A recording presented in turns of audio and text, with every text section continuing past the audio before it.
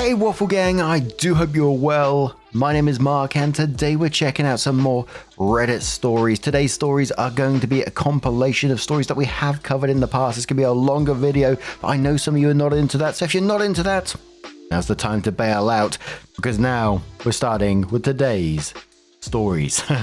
Much love, guys. Now, today's first story is titled, Sister-in-Law Feels Entitled to My Bingo Winnings. All right.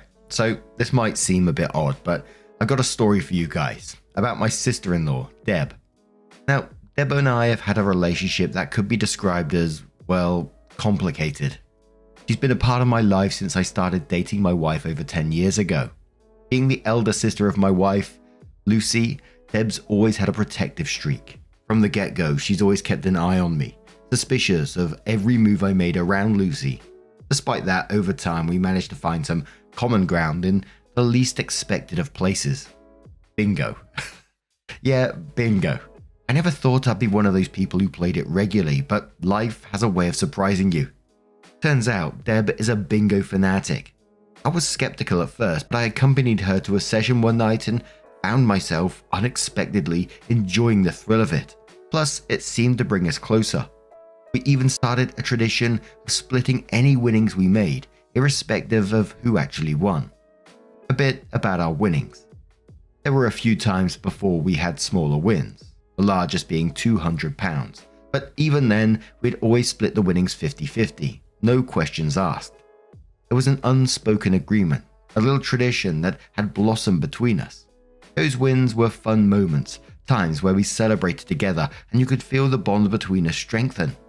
And Lucy, my wife, was thrilled about this. To see her husband and her sister bonding over something as simple as bingo, she loved it. The smile on her face when we would come back from our games, laughing and joking about the near misses and lucky calls was worth every penny we had ever won. It was an unusual bonding experience, but it worked for us. Our bingo nights were about more than just the game or the winnings. It was a time for family, a time that brought us closer, and now it feels like it's on the verge of being lost over this one big win. So, about 2 weeks ago, our relationship hit a new low. Deb, as always, was set to go for bingo night on Thursday, but then she cancelled at the last minute, saying she had a work emergency. I was a bit disappointed, but I thought, what the heck, I'll go anyway. Now for the plot twist. I won. I won the biggest pot they'd had in a while. We're talking about a few £1,000s here. I was thrilled. I called Deb later thinking she'd be excited for me, but to my shock, she wasn't. She was quiet for a moment before she jokingly said, "We're splitting it, right?" Her question caught me off guard. She wasn't there that night. She didn't buy a ticket. She didn't play, so why would she expect a share? I was a bit taken aback, but decided to deal with it later and kind of laughed it off and awkwardly said, "Right, I've got some bits to do. We'll talk later." Finally, last night, I managed to have a proper conversation with Lucy about the whole debacle. We sat down and I asked her genuinely if she thought I should split the money with Deb. After a long pause, she shook her head. She said that she loved her sister, but she agreed that Deb wasn't right in expecting a share this time. She hadn't been there, hadn't participated, and it wasn't fair for her to claim the winnings. Despite the support, I can't help but feel a little conflicted. I mean, sure, Deb wasn't there that night, but she's been my partner in this for years. Without her, I might not even have started playing bingo. Without her, there wouldn't have been any wins to share in the past. What do you think? Should I stand my ground, keep the winnings, or should I split it to maintain the tradition and hopefully mend the bridge that's been burnt? I would appreciate any advice or insights. And I know this isn't an am I the arsehole, but I'd say not the arsehole in this situation. I mean, simply she wasn't there, and I've done these kind of things with my friends before, like we've put bets on things, but we do it together. So we put, like, let's say a dog race, for example. We both bet on a different dog, but we say afterwards, if either our dogs win, let's split the money kind of thing. So you've got a double chance. And if she's not there, you're not getting that second chance at winning. So it kind of null and voids it. In the end, though, it's difficult because I wouldn't, if I was like in her position, there's no way I'd approach you and ask that kind of question. It just wouldn't be right. But I got a feeling if you wasn't to do it, things could escalate, potentially damage the relationship. Not that I'm saying that you should do that. I'm just thinking, with that kind of attitude, I think it will damage things. But a couple of the commenters says, wow, your sister-in-law sounds pretty entitled to expect a share when she didn't even participate in the game. Stick to your guns, mate. Another commenter says, in all fairness, I think traditions can be amended based on circumstances. Deb wasn't present this time, so I believe you were justified in keeping the winnings. Another says, as someone who's a regular at bingo games, I can say this, you win some, you lose some, and sometimes you don't even get to play. Deb missed out, and it's not your fault. Another commenter says, tradition shouldn't be at the expense of fairness. She's acting pretty entitled to demand a share of the winnings she didn't contribute to. Stand your ground.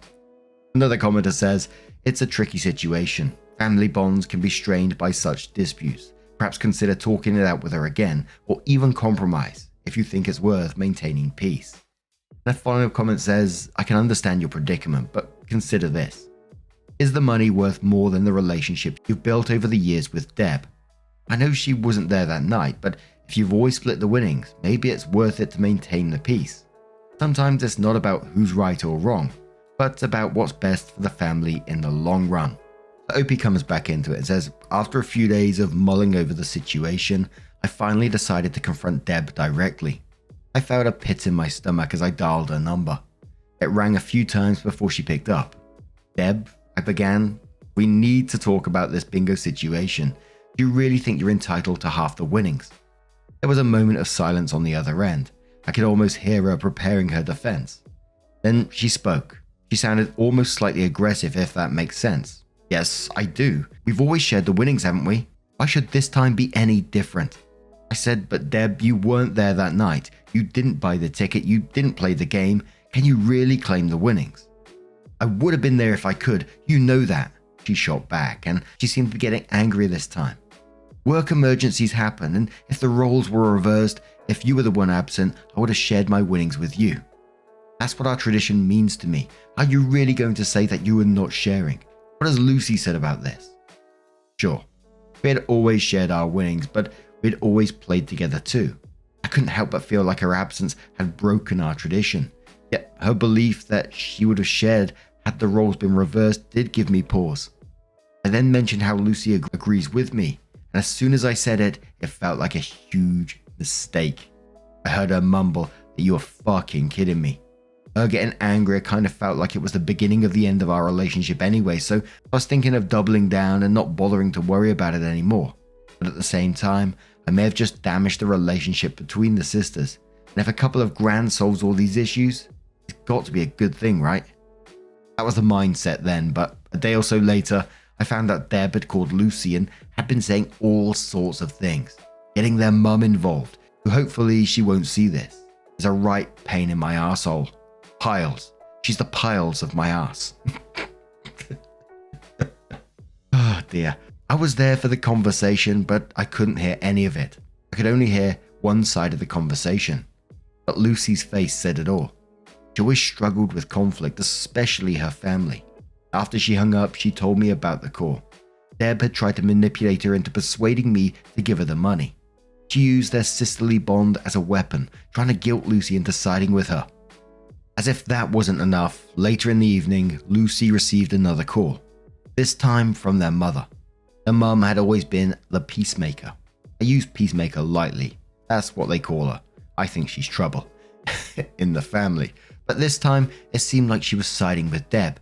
She kept saying things like, it's only fair, and your sisters, don't let money come between you. This made the situation even more complicated. It was no longer just about the winnings. It was becoming a family issue. But by this point, I was becoming numb about the situation. It was really pissing me off that they claimed we're making this about money, when they were the ones doing it. I decided that, nope, I wasn't going to give in and talk to Lucy about how she wants to deal with the situation. She claimed it would be easier to hand over the money, but she really doesn't believe she's entitled to it. Now part of me cheered inside, as it was very rare to see Lucy battle her family. It all came to a head when out of the blue, Lucy's mum paid us a visit. She looked serious and she was on a mission. She began explaining how Deb was feeling, how hurt she was, and how this entire ordeal was ruining all of our relationships, and it's just money. But I'd had enough. My patience had reached its end. It's not happening, I said. She's making this about money. Deb is being greedy about this, and she won't be receiving anything. Lucy's mum looked taken aback, but she quickly said, "You know, if you don't share, Deb will likely stop talking to you. She might even go no contact. Are you ready for that?" I nodded. If she wants to be childish, so be it. I've done nothing wrong. I've only stood up for what I believe is fair. Finally, Lucy's mum turned to her. "And you, Lucy?" she asked, staring at her in an intimidating way that I've seen her do to Lucy before. Lucy hesitated for a moment and she looked across at me and then she nodded. "I agree with OP," she said. She looked really sheepish, and I don't mean this to sound stupid, but I was incredibly proud in that moment. I can't tell you what her mum is like. Well, I can, but it would have to be another story sometime. Let me know. Lucy's mum sighed, shaking her head. "Well, that's your choice," she said, standing up. Without another word, she walked out of our house. I'm not sure what she hoped to achieve by doing that, but it just made me feel even more sure of our decision. It's been over 2 weeks since that day. We haven't seen or spoken to Deb or Lucy's mum. I'm not sure we will, if I'm honest. Maybe when the yearly family barbecues start happening and they're not invited. But despite everything, I believe we've made the right choice. In all honesty, I think the separation from her mum will be good for her now. Anyway, thanks for the comments, both confirming my thoughts and challenging them. Gave me some guidance. Holy moly, Bingo, the destroyer of relationships. I know a family that got torn apart by bingo winnings as well. But do we have any bingo players in the chat today? Let us know your thoughts down in the comments below. And let's move on to another story. Now, this one's from a throwaway account from the True Off My Chest subreddit. And says, "My husband's open marriage suggestion backfired on him. My husband, Leo, 34 male, and I, 30 female, have been together for 7 years. Married for 4 of them. We don't have any kids and we don't intend to. 2 years ago, Leo asked me for an open marriage. I was devastated at the time. I couldn't understand why he didn't just want me. I couldn't even comprehend the idea of sharing him either. He gave me the same song and dance a lot of men give their spouses, swore up and down that he loved me. I just wasn't fulfilling his needs. He needed more than what I could give. It was just to spice up our life. It was just sex, etc., etc. I did ask if there was someone else. He said no. To this day, I'm still not sure if I believed him, but at the time, I was angry and hurt and said no. He pestered me to change my mind for a week before giving me an ultimatum. Open marriage or divorce. I chose the open marriage. I just couldn't bear the thought of him leaving me at the time. We have rules. We can't bring any partners home. We have to get tested for STD every 3 months. 1 weekend out of the month must be left free for us time. Any money we spend on or with our partners must come from our personal accounts. I didn't partake in the open marriage myself for the first 3 months. Leo obviously did right away. He seemed to be gone or out late almost all the time. But he always acted so happy and loving towards me, but I felt like I was dying inside. It killed me to think he was sleeping with other women, and I felt so lonely and unattractive and not good enough. I told my sister Katie, 26 female, and a few close friends everything. Katie told me to just play his game and be a part of the open marriage too. If he can sleep around, so could I. I honestly didn't have much confidence in myself at the time. I'm a bit overweight and I've never considered myself conventionally pretty. I was afraid this would just humiliate me further. Katie and my best friend Jessie, 30 female, set up my online dating profiles for me. Got so many matches that it was overwhelming. When I told Leo, he was surprised but told me to do whatever I thought was best. Jessie helped me choose my first date and I actually had a great time. He didn't pressure me for sex and took me out to drinks and dinner. We did have sex eventually, but it was all just casual and we didn't see each other after a couple of months of casual dating. The first guy really made me feel more confident in myself, so I kept on going on dates with men. A lot of them wanted to treat me, so I didn't have to spend much of my own money. Not only that, but some of the men have given me the best sex I've ever had in my life. Almost like the kind of sex you read in romance novels. It's been amazing. I'm currently seeing 2 different men alongside Leo. One, Mark, 38 male, is more of a steady boyfriend I've been with for about 6 months. And the other one, Steven, 25 male, is very casual, mostly just hanging out and sex. They know about my open marriage / other relationships and are fine with it. My husband has not been so lucky.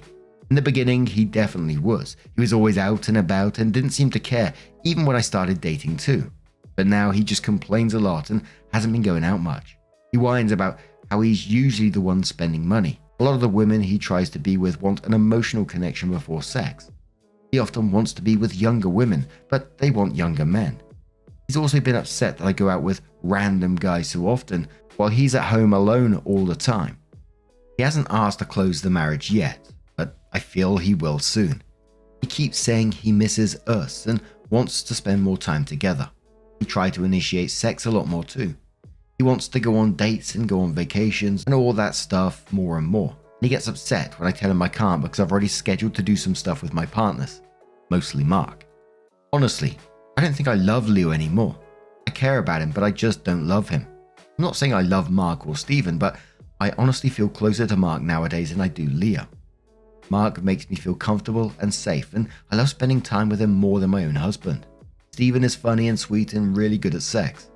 Katie and Jesse have been wanting me to divorce for a year now, but I was afraid of hurting him and thought I still loved him. But I think my love for him died when he asked for this open marriage in the first place. Seeing him get all pissy about it now, just because he's not benefiting from it, is also a turn off for me too. But I don't know if divorce is the best option. I still care about him and I still don't want to hurt him. Maybe if he finally asks to close the marriage, we can talk about it then. In the comments, BentBent12 says, divorce, you're happier without him. He would only want you to close the marriage because he can't get laid, not that he only loves you. Opie says, we've been together for so long that the idea of him not being there feels weird, which sounds stupid since I have 2 other partners. It's not like I'll be lonely, but Leo was a part of my life for so long that for him to not be there just doesn't feel right. But you're probably right. Awesome Possum replies that saying 7 years is not so long, considering you'll possibly live for another 50 years. 8 days later, Opie comes in with her update and says, hi everyone. I got so many comments and messages on my last post, which got deleted for some reason, that I was a bit overwhelmed. Especially when a lot of you kept saying the same thing. Divorce, divorce, divorce. But the thing is, I think a part of me does still love my husband. I know in my last post that I didn't think I loved him anymore, but I can't just forget about the things that I do love. I love when he sings in the shower. I love when he laughs so hard he snorts. I love when he kisses my forehead when I've had a bad day. I love when he holds my hand when we watch TV together. Leo has done a lot of shitty things, but he really isn't the big arsehole people think. Maybe that was my fault. But even if I do love him, I'm not in love with him anymore. I don't think I have been for a while. I care about him. A part of me still does love him, but you were all right. I should have just divorced him when he gave me that ultimatum in the first place. This past Saturday we had the big talk. I initiated it, but he didn't seem too surprised. I just told him that I noticed he didn't seem to like me going out with Mark or Steven, and asked if there was a problem. He said there was, but he didn't ask me to close the marriage. He just asked if I still loved him. I said something like, not like I used to. He broke down crying, which made me cry. I guess he had known for a while that I wasn't in love anymore, but he had hoped he could win me back if he funneled all his energy into me. I was honest and I told him that during those first 3 months of our open marriage, I think my love for him died and I just couldn't get it back. I did tell him that I still cared about him and that I did love him, but it was not the same as it was. He asked if I loved Mark or Steven, and I said no. I like being with them and I care about them a lot, but I can't say that I'm in love with either of them. I also finally asked him why he wanted to open the marriage in the first place. A lot of you in the comments said that he already had someone lined up, and you were right. He had someone at work he was interested in and she wanted him too. The open marriage was just to get permission. He honestly never expected me to also get my own partners because of how unconfident I was. But he didn't want me to stop either because he thought nothing would come of it. He didn't really like me seeing other men, but he knew he wouldn't have been fair to tell me no when I gave him permission first. I guess Mark and Steven made him insecure because I was just spending so much time with them on a regular basis. The open marriage was just sex on the side for him. He only did hookups and they never lasted long. He genuinely always just loved only me. But he thought I was falling in love with my partners and he was losing me and wanted to win me back. We cried a lot and talked a lot. We decided to get a divorce. Since the house is in his name, I'm going to move out and live with Katie for a while. He told me I didn't have to and I could stay until the divorce was finalized, but I just can't. It's too hard to even look at him sometimes. I don't know how I feel, to be honest. I thought I'd be relieved or sad, but I'm just tired. I wish I could have been like you all wanted me to be, clapping back or being sarcastic and snarky or rubbing it in his face. But I don't feel like I've won anything. I just feel lost. Princess Bella says, unfortunately, this is what happens when opening the marriage is not mutual. But you two are handling it as adults, and I hope that both of you find the happiness that you deserve, just not with each other. There's a situation where no one wins. Thanks for the update. Succubus says, this is an old tale and people keep falling for that. I was like, look at all these stories on Reddit. They all have the same ending, but people always trade 80% for 20% that they don't have. From Mars says, can confirm, the 80% I get out of my relationship is great. The 20% I want that I don't get certainly has an effect on me and how I conduct myself in the relationship. That being said, I wouldn't throw away the 80% to get 20% from somewhere else, as it'd be a net loss at the end of the day. Opie created another post that was titled, I wish it was easy to hate my husband. And it came 5 days later. It said, our marriage is over. We both talked about reconciling, but I just can't do it. I can't love him like I used to. I've officially moved out and currently living with my sister. I wish I could hate him for everything, but I don't. I'm angry and sad and frustrated and devastated, but I don't hate him. I think everyone wants him to be the villain, but he's not clever enough for that. My husband was always short-sighted. He really never thought about long-term of things. His focus was always then and now, not whatever came later, because that was for later him to worry about. Now we're at the later, and it's awful.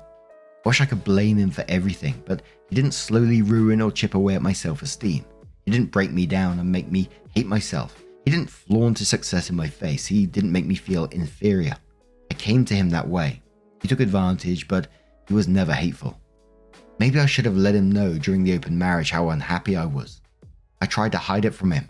He would ask me and I still lied. If I'd been honest, maybe we could have closed the marriage. Maybe we could have just gotten divorced at the beginning. Maybe I should have negotiated better rules. I have so many maybes and so much blame for myself. If I'd been more confident back then, maybe this open marriage never would have happened. But I blame him too. I hate that he let that woman come between us. I hate that he even entertained her flirtations and had discussions with us. I hate he thought this was a solution and that I agreed because I couldn't bear the thought of losing him. But I don't hate him. I want to, but I can't. I know it'll get easier, but everything is so hard now. I don't know what to do and I feel like I'm crazy. Hope I can feel like myself again soon. And the top comment on that one said, honey, he took your marriage hostage in order to get his dick wet whenever he wanted. Fully believing that you would sit at home as a quiet little housefrau and not be unhappy about what he was doing. He was selfish on a galactic scale. And he was the one at fault for this. A partner who actually cared about coming to terms with things would not have held a gun to your marriage's head and said, either other women suck my dick or the marriage gets it. There's no fixing that kind of selfish and there's no way a marriage can survive it. He prioritized his cock and when he realized that was a bad call, it was already way too late. Don't blame yourself for any of this because all you did was what he asked for. And really, I couldn't see that ending any other way. But now I'm going to turn this one to you guys. What do you guys make of this situation? Let us know your thoughts down in the comments below. Now, our next story comes from Puzzle26615 and says, am I the asshole for sabotaging my husband's tournament after he refused to help with our newborn? My husband, Jake, 30 male, and I, 27 female, recently welcomed our first baby, Emma, who is now 3 months old. As new parents know, it's been a challenging time, filled with sleepless nights and endless diaper changes. I'm on maternity leave, so I'm home with Emma all day, but I still need help from Jake, especially during the night. Jake works from home and is a huge gamer. He spends most of his free time playing online games with his friends. I've tried to be understanding and give him space, but it's been hard when he refuses to help with Emma at night. I've asked him multiple times to take turns getting up with her, but he always says he's too tired or that he has an important game. Breastfeeding has been particularly difficult. Emma often struggles to latch properly, leading to painful and sometimes cracked nipples. I've had mastitis twice already, which leaves me feeling feverish and in intense pain. Despite seeing me in pain, Jake just laughs it off, finding it amusing. He never offers to help during these moments, and even though I'm visibly struggling and desperate for support. One night after I've been up with Emma for the third time and Jake was still glued to his computer, I'd had enough. I went into his office and asked him to take over so I could get some sleep. He waved me off, saying he was in the middle of a game and that I should just handle it. He added, "You're on maternity leave and free all day while I have to work, so I need time to relax. You're just sitting around doing nothing all day anyway." Dearie fucking me. I was exhausted and on the verge of tears. I needed his help, but he was completely dismissive. In a moment of frustration and desperation, I walked over to the router and turned off the Wi-Fi. That's when Jake completely lost it. He stormed out of his office, screaming at me. Apparently he and his friends were in some sort of online tournament, and they were about to win when I unplugged the Wi-Fi. He called me selfish, irresponsible, and accused me of sabotaging his one form of relaxation. He went on to say that I had no right to interfere with his me time and that I should have just waited until he was done. I calmly explained that I needed his help and that our baby was more important than his game. He refused to listen and continued to berate me, adding that I haven't been having sex with him and that we've only had sex 4 times since Emma was born. He accused me of wanting to take everything away from him while doing nothing all day and sitting at home on my ass. Jake never helps during the day either, even after he finishes work at 5 p.m. I don't expect him to help during work hours, but once he's off, he should be stepping up as a parent. Instead, he goes straight to his games, leaving me to handle everything alone. Since then, he's been sulking around the house, barely speaking to me. To make matters worse, his friends have been sending me nasty messages, calling me a crazy wife and saying I'm unreasonable. One of them even suggested that Jake should leave me because I'm too demanding. I feel like I'm losing my mind here, just trying to get a bit of support. I'm exhausted and all I wanted was for Jake to step up and be a parent too. Instead, I'm being painted as the villain for wanting help with our newborn. Am I the arsehole? Edit 1 for those saying why I married him and didn't I know this before. Jake was completely different before Emma was born. He was supportive and understanding. His behavior is new and shocking to me. Edit 2. To all those calling me an arsehole, I'm sorry, your words cut deep and I feel more hurt than I can express. I didn't turn off the Wi-Fi out of spite or because I couldn't handle my responsibilities. It was a desperate act after feeling completely unsupported and alone. I feel like I'm drowning in guilt and sadness. This time with Emma has been incredibly challenging. I'm constantly exhausted and in pain from breastfeeding. All I do is cry because I feel like such a failure. I just can't anymore. Jake works hard and I appreciate him, but his indifference to my struggles makes me feel so violated. I spend my days and nights in tears, wondering if I'm failing as a mother and wife. All I've wanted is for us to share the responsibilities of parenting, especially during those late night feedings and diaper changes that leave me feeling so drained. I've been struggling with feelings of sadness and guilt, wondering if I'm failing as a mother and a wife. It's not about controlling his downtime, it's about needing his support during this incredibly tough time. I wish you could understand the depth of loneliness and frustration I've been feeling. The words about me being selfish and immature hit hard because I've been questioning myself constantly. I never wanted to play the victim or make Jake out to be the bad guy. All I wanted was for us to work together as a team, like we promised each other when we decided to start a family. I'm sorry if my actions hurt anyone, including Jake and his friends. I was overwhelmed and at my breaking point. I'm trapped in a cycle of guilt, feeling like everything is my fault. I never wanted to hurt anyone. I just don't know how to cope anymore. I'm not trying to be selfish, I'm trying to survive. Edit 3. A lot of people are saying I'm making breastfeeding a huge deal and millions of mums do it too, but mastitis isn't just a minor inconvenience. It's an excruciating throbbing pain that feels like shards of glass stabbing into my breast with every suckle. Sometimes the pain is so intense that I cry silently while Emma feeds and I have to bury my face in a pillow to muffle my cries because Jake has made it clear that my suffering is a nuisance to him. Oh dear me. He says he's either working, gaming or sleeping, so I should not disturb him. And some people are saying that even if this happens to me, then what the fuck should he do here? Do I expect him to grow a breast and feed Emma? But no, I'm not expecting him to do that. I just want him to support me. He never offers to help during these moments, even though I'm in tears and desperately in need of support. Who the hell called Opie an arsehole in the story? I'm not even going to look at these comments, they will send me over the edge. And his friends getting in contact with you and berating you over this? If I heard this story from one of my friend's partners, I'd be absolutely horrified and say, what the fuck are you doing with a husband? And I always ask myself, like reading these stories now, and I know it's really difficult because Opie's in such a vulnerable position. You know, they're struggling themselves already, tired, exhausted. But what are you actually getting from this? You're getting no support. He's saying that you're sitting on your ass all day doing nothing. Fucking cheeky bastard. Obviously telling his mates about what's going on at home because they're contacting you and calling you all sorts of names. And the title said, like, after he refused to help with our newborn. No, he's refusing to parent. He's a parent. So I have to ask, because it's such an extreme thing, but I have to ask what you are actually receiving out of this anymore. There's no support. You're sat there trying to breastfeed with mastitis, crying in pain, and he doesn't give a shit. That's horrific to think about.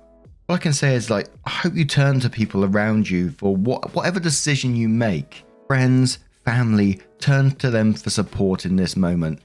Any friend came up to me and told me that they was going through this and they was receiving no support from it and being treated in this way, I'd hope any friend would help this person out. But Mistress Leader says, not the arsehole, sex 4 times with a 3-month-old. Considering that one is not supposed to have intercourse at all for the first 6 weeks due to infection risk, is not painting himself in a pretty light here at all. B-Fan says, as soon as he brought up the lack of sex, it showed who he was. If you told him that you wanted sex, he would stop gaming when he came home. This has to do with you not catering to his needs. You really need to think about your daughter to be raised in a house where a father treats her mother badly. Remember that kids learn what is acceptable behavior in relationships by watching what their parents do. Is this the kind of relationship that you'd want your daughter to have? Birthday Anon says, that was the part that really sent it over the top for me. What kind of person complains about only being able to get their dick wet 4 times since the baby was born just 3 months ago? Doing the math makes him look even worse. Most women are not physically, mentally, or emotionally prepared for sexual intercourse for at least 6 to 8 weeks after creating an entirely new human being from scratch. So he's either complaining about only having sex 4 times in a month, which is a ridiculous complaint, especially with a newborn in the house, where he's pressured her into resuming sexual activity immediately after giving birth. Neither of those make him the victim. Popular Boner says, and the mastitis. It's a shitty man who enjoys sex with a woman in pain. Zelda Pin says, Saturday morning, put some bottles in the fridge, put the baby on Jake's chest and walk out the door. Come back 8 hours later and ask him how sitting around on his ass all day was. Forewarn the mother-in-law that this is happening so she doesn't come and rescue him. Jin's Waffle says, yep, my friend did exactly this to a piece of shit ex-husband, and he was very helpful after that. She left him for other reasons, but he stopped that BS real quick. Chance Internal says, husband quickly learned the hard struggle when after baby 3, he was a stay-at-home parent and I wasn't. Boy, how our relationship really got tighter then, even though it was tight before. So OP responded to some nasty, deleted comments saying, I understand your perspective, but it's really not that simple. Yes, I'm home with Emma during the day, but caring for a newborn is incredibly demanding, both physically and emotionally. Jake works from home, which means he's here, but he rarely helps with anything beyond his work or his games. Even on weekends when he's not working, he's glued to his computer, gaming with his friends. He never changes diapers, dresses her, or even comforts her when she's crying. It's not just about the physical tasks. It's about feeling supported and not shouldering everything on my own, when I'm already stretched thin emotionally and physically. I'm not trying to make it sound like I'm the only one making sacrifices. I appreciate that he works hard, but I'm also working hard to care for our baby without much help. It's exhausting, and it hurts to feel like I'm doing this alone. I just wish he would see how much I need him to be present, not just physically here, but emotionally too. It's not about throwing tantrums. It's about trying to get through each day without feeling completely overwhelmed and unsupported. Your words cut deep, and I feel more hurt than I can express. I didn't turn off the Wi-Fi out of spite or because I couldn't handle my responsibilities. It was a desperate act after feeling completely unsupported and alone. I feel like I'm drowning in guilt and sadness. This time with Emma has been incredibly challenging. I'm constantly exhausted and in pain from breastfeeding, All I do is cry because I feel like such a failure.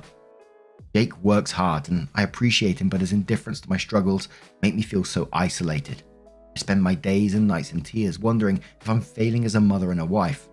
All I've wanted for us is to share the responsibilities of parenting, especially during those late night feedings and diaper changes that leave me feeling so drained.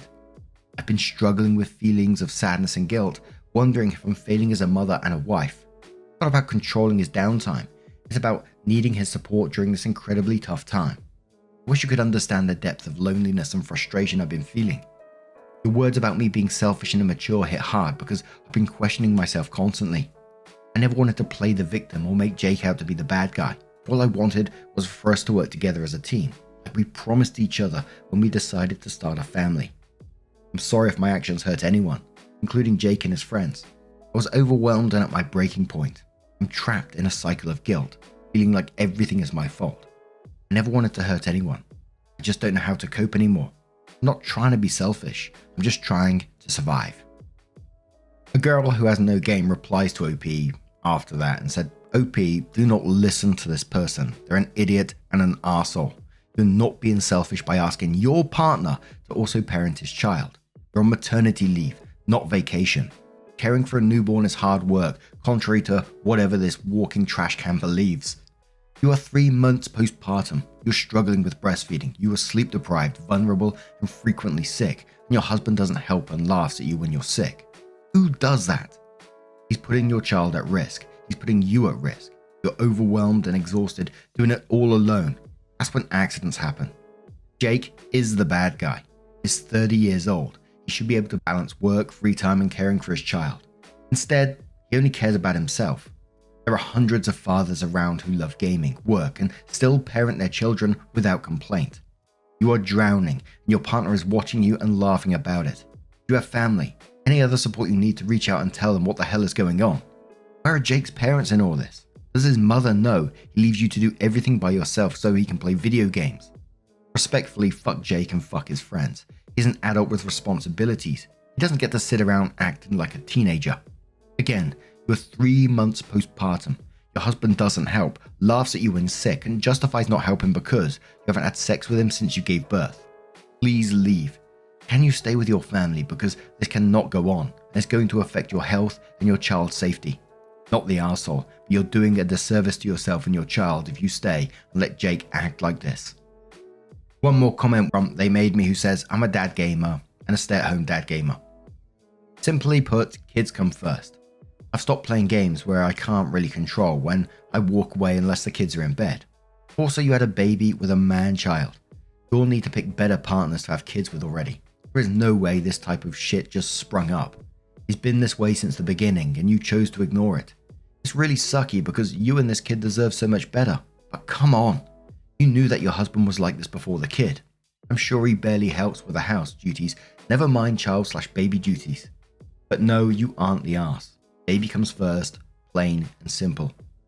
Opie says, I wish everyone could be like you. It's incredibly tough when the person you thought would be there for you and your child isn't stepping up. I feel so lost and alone in the struggle. All I want for us is to prioritize our baby and work together, but it's been a constant battle. Thank you for understanding that the baby comes first. It means a lot to hear someone else recognize that. The OP comes in with an update and says, first, I want to say that I initially posted just to find out if I was wrong for sabotaging my husband's tournament. I ended up sharing a lot of context and I never expected to receive such an outpouring of advice on other issues. Oh my god, the responses have been the best thing that's happened to me lately. Your words have had a profound impact on me. From the bottom of my heart, thank you so much to all the mamas, dads, and everyone who offered their wonderful advice and educated me on postpartum depression, PPD. After reading everything, I immediately booked an appointment for the next day, and it turns out I do have PPD. I'll be starting therapy soon. My doctor also suggested joining a support group. I'm still considering it. I never thought I'd be saying this to random strangers, but I love you all so much. You've turned my life around. Thank you so much to everyone who informed me about tongue ties.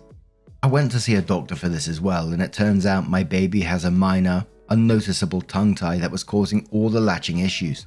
I've scheduled an appointment later this week to get it corrected. Without your advice, I would never have known, and it would have continued to be a struggle. Yesterday, I was feeling so depressed, crying all day. But today, everything feels so much better.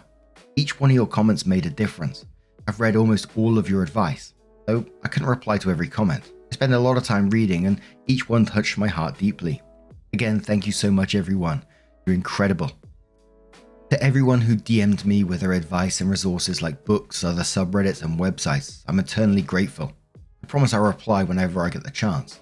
I saved a lot of comments because the advice was so invaluable. I'm amazed that so many people took the time to give me and my baby detailed, thoughtful replies. I try to respond to you guys whenever I can. Hope you all understand. About the sex thing. Thank you to everyone who made me aware that this isn't normal. I'd been feeling guilty this whole time, thinking it's already been 6 weeks and wondering why I don't want to have sex. Jake was gaslighting me into believing that my sex drive should be normal after 6 weeks and guilting me for not wanting to have sex. Each of the 4 times we did, I felt very uncomfortable, but I thought maybe it was just me.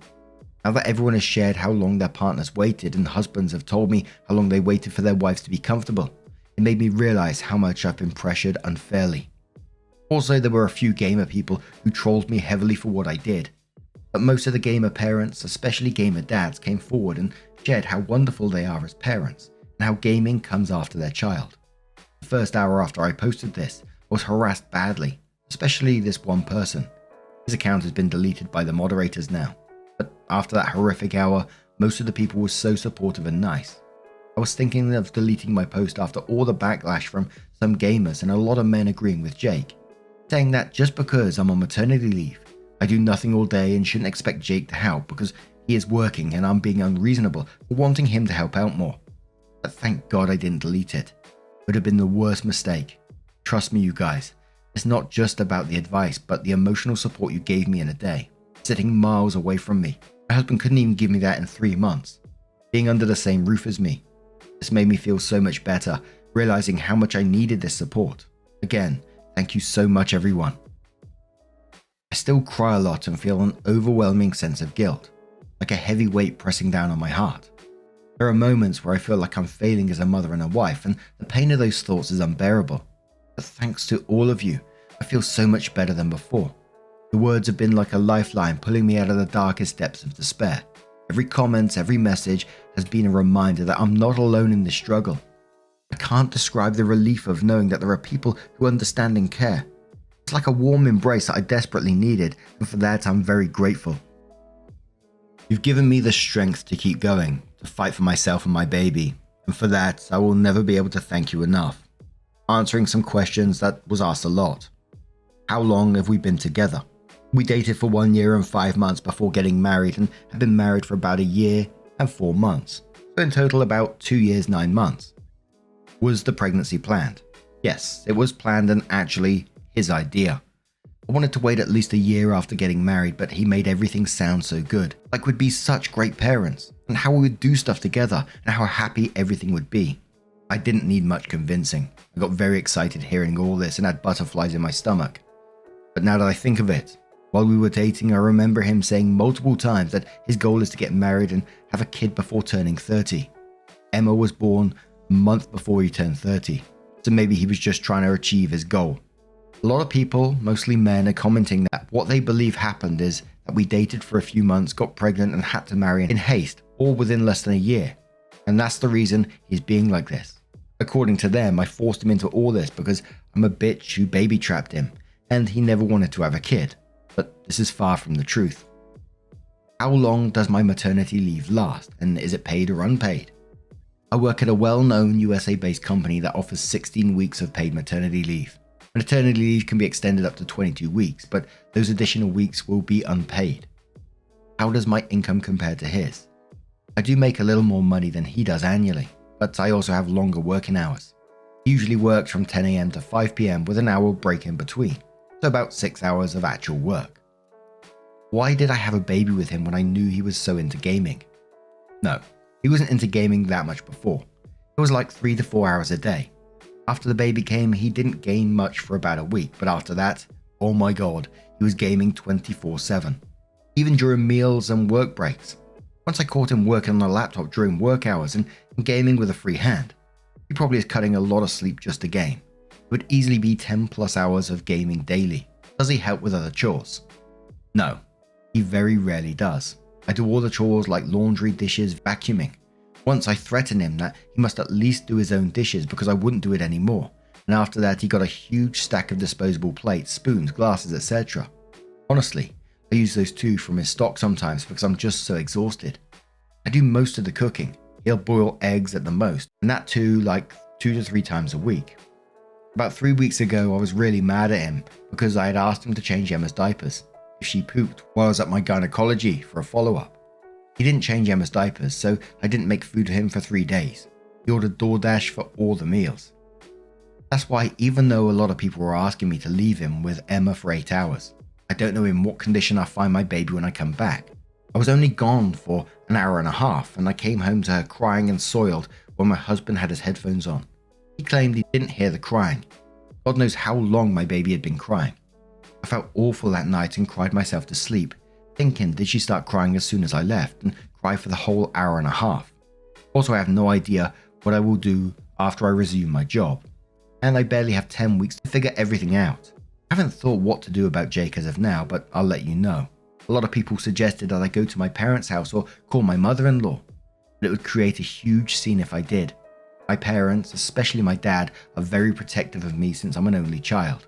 If he knew how Jake had been treating me or our daughter, he would take me home immediately and get me divorced, and Jake would be in serious trouble. He doesn't like Jake already, and if my cousin brothers found out, I can't even explain what would happen to him. I'm the only sister in the family, so they're extremely protective of me as well. It's not that I don't want to be with my family or get their help, but I would have to explain the reason, and I don't want to do this to Jake just yet. Maybe people have mentioned that Jake might have PPD too, because it's unusual for him to change all of a sudden like this. I still want to hold on to the hope after reading all these comments about how therapy changed their husbands, and even some dads coming forward telling me that they used to be like Jake and now they've changed. However, 2 to 3 dads also DM'd me saying they are like Jake and told me to run as far as I can. One of them said he ended up beating his 6-month-old baby when he was crying, and another said he shook his baby. Oh my god, this terrified me. Jake is behaving awfully, but I think he would never do something like that. But after reading all this, I don't think I can leave Emma alone with him. I'm crying while writing this, but I want you all to know that when Emma grows up, I will make sure to tell her about the kind strangers who helped her and her mama in such difficult times. I'll tell her about the people who, even from miles away, reached out with their hearts and lifted us up when we were at our lowest. The tears I shed now are not just from the pain and exhaustion, but also from the overwhelming gratitude I feel for each one of you. I'll forever be grateful for your kindness and compassion, and I want Emma to know that in our darkest moments, there were angels who came to our rescue. Thank you for giving us the strength to carry on. I try to keep you all updated on how things progress, sending love and gratitude to each and every one of you. Edit. Many of you are urging me to call my dad ASAP and get his help. Trust me, I understand why you're saying this, but there's something you should know about my dad. When it comes to me, he's incredibly hot-headed and protective. If my dad, brothers and uncles find out how Jake has been treating me, they will definitely go after him, and it won't end well. I'm scared they will face assault charges or worse for what they'll do to Jake. Even if Jake decides to get therapy and changes, my dad will never let me try again with him. There's no way my family will allow Jake back into my life once they know everything. It hurts every day when I have to hold back my tears while talking to my mum, dad and other family members. It hurts to lie to my parents, to pretend that everything is perfect when I'm actually falling apart. Sometimes I break down while on calls and have to cut the conversation short, lying that Emma woke up again just so they don't hear me crying. You don't know how much I want to tell them, how much I want their support, but I'm terrified of making a decision where there's no coming back from in such haste. I fear making a decision in haste that leaves no room for redemption or reconciliation. There were some comments before the next update. Smeghead says, seriously leave him. Let your dad do what he will. He's not going to get any better. Good luck. Good Focus says, agreed. You gain nothing by protecting Jake from your father. You'll gain support and much needed rest if you tell your dad. They are more likely to help you with a kid than Jake. Fair Strawberry says, honey, it's a big ass red flag that your dad already doesn't like him. Your dad is the person to call right now. Please, I say this from experience. He will not change without a harsh reality check. And even then, he will only change if he wants to. Go where you actually have support. Call your dad. The Thistle says, absolutely this. Be with people who love you and Emma. It's time for you both to get some peace. OP comes in with another update and says, I know this is a very early update. It's only been 5 hours since I posted my last update, but they have been enough to knock some sense into me. You guys are right. I am being an asshole here and not prioritizing my baby, so I need to get out of here ASAP. And oh my god, I read the comments and I'm overwhelmed. I've been crying hysterically again. Jake even shouted from the other room, asking if I could keep it down. You're right, he won't change. He is so insensitive. Realizing how foolish I've been has hit me hard. You all made me see how stupid I am for not leaving Jake and going to my parents, and how I'm putting both Emma's and my lives in danger. The thing that moved me the most was when you told me to imagine if it was Emma being treated like this. Would I want her to keep quiet or tell me what's happening with her? That hit me so hard. I can't bear the thought of her going through what I'm going through. I've decided to talk to my family tomorrow or day after tomorrow. I need some time to think about what and how much to say to them so the worst doesn't happen, and my family doesn't end up in jail. They love me a lot and have been protective of me since I was a kid. I also need to find and upload all the recordings from the CCTV cameras onto my laptop, which will help me with custody if we end up getting divorced. I need time to figure out the recordings and CCTV stuff, so I'll probably call someone for help. I'm thinking of doing this discreetly when Jake is sleeping because I'm scared he might completely lose it. I know he probably won't even notice since he mostly sleeps between gaming and doesn't come out of the room. But then again, I've been an idiot about so much stuff already. So let me know if I should do it another way. Please, if there are steps, other than the recordings and important documents I should take before telling my family and leaving, let me know. Because I know once I leave I won't be coming back. I know I don't reply often, but I read your comments and I promise I'll try to reply when things are better here. But please, I only have a little time and don't want to mess this up. You guys have scared the hell out of me with the possibilities of what could happen. You're all saying Jake will kill the baby and I'll end up doing a funeral for my baby. Please don't say stuff like that. That's just cruel and a mean thing to say. I've already been so depressed and crying, and now it feels like I'm drowning again. Please, please, please stop saying that I end up with a dead baby. It's very, very insensitive, even if you're saying this just so I'd ask to help and leave Jake. Secondly, I know what you must be thinking. Why does this woman cry a lot? She's always crying and she's pathetic. But I don't know what is happening to me. All I do is cry, and I wasn't like this before. I cried very little before giving birth, to be honest.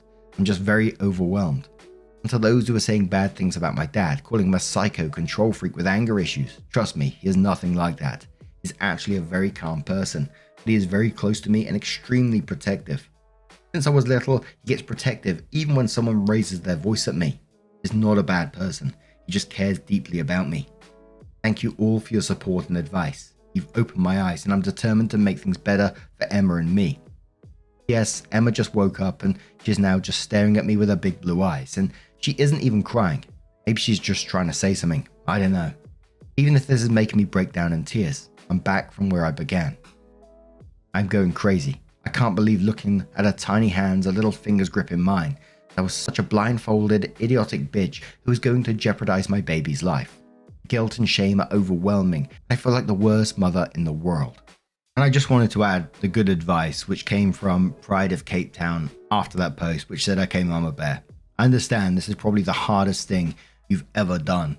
There's a million emotions and thoughts running through your head, but step one is to schedule your breakdown 6 or 8 months or a year from now. I'm not trying to be flippant, so please forgive me if it comes off that way. You absolutely have to go through all your thoughts and emotions, but schedule them for later. You have work to do. Like Kenny Rogers said, don't count your money when you're sitting at the table. There'll be time enough for counting when the dealing's done. Birth certificates for you plus Emma, any passport or citizenship documents. Remove him from your bank account if he has access. Lock down your credit cards. And then gives a link to a Go Bag Essentials. And if you're ever interested in one of those, just Google it. They come up quite often now. I learned about one of those in a previous post recently. And then says best wishes and keep us posted.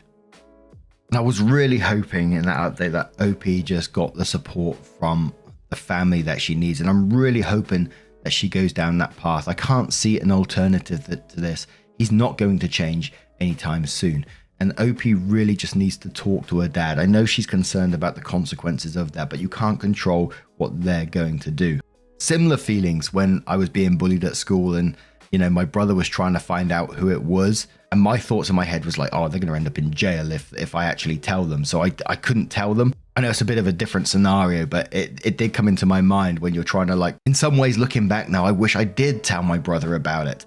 And in a way, everyone wants Jake to get a slap round the head for this. I feel like if you talk to your dad and explain to him that you need his support and you can't be losing him as well, especially with all the thoughts and feelings you're going through, I think your dad would be on your side and would be listening to you and supporting you in the best way. And that's emotional and physical support for you and your child. So please, please reach out to your father, reach out to your family. Don't protect Jake anymore. He really doesn't deserve that protection. But now I'm going to turn this one to you guys. What do you guys make of this situation? What would you advise to OP? Get in contact with a dad, or would you have some other advice on the matter? Let us know your thoughts down in the comments below. Now, our next story comes from a throwaway account from the Am I the Arsehole Here subreddit and says, Am I the Arsehole Here? My ex-girlfriend told me my current girlfriend sabotaged our relationship. I, 28 male, am really confused about the events of the last month.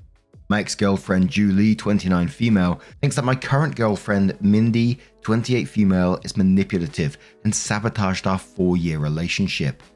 I was in a loving relationship with Julie for the last 4 years. We met through some mutual friends. Julie and I were very compatible in terms of our love for outdoor activities and running. We have very similar lifestyles and supported each other well for the last 4 years. We have also been living together for the last 3 years.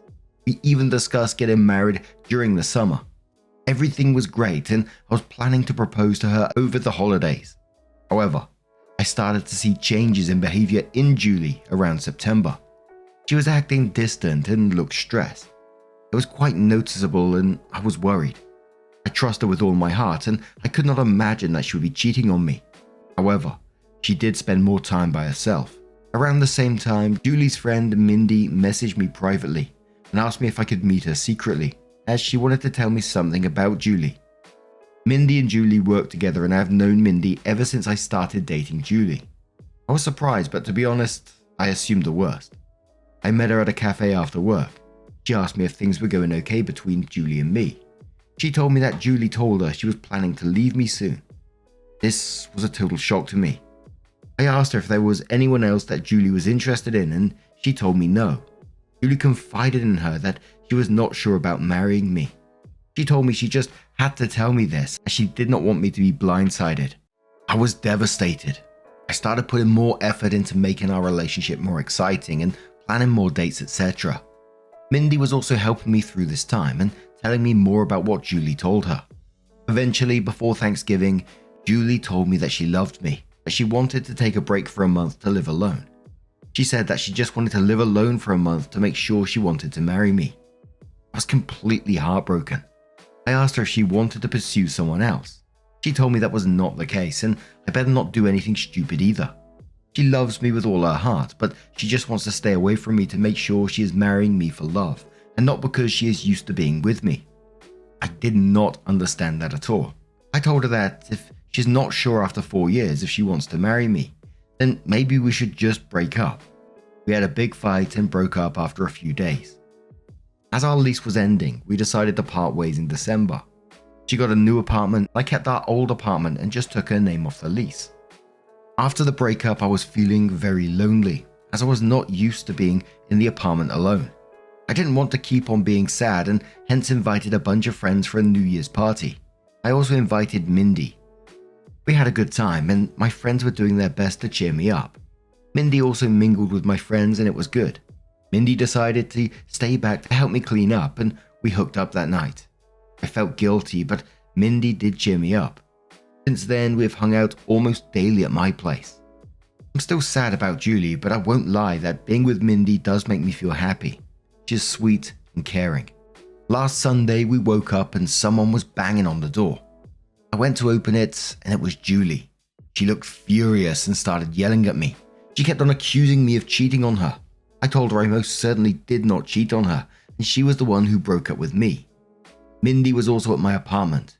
Julie was angry at both of us. She started calling Mindy a manipulative bitch and told me that Mindy was the one who suggested to her that she should take some time away from me to understand her true feelings.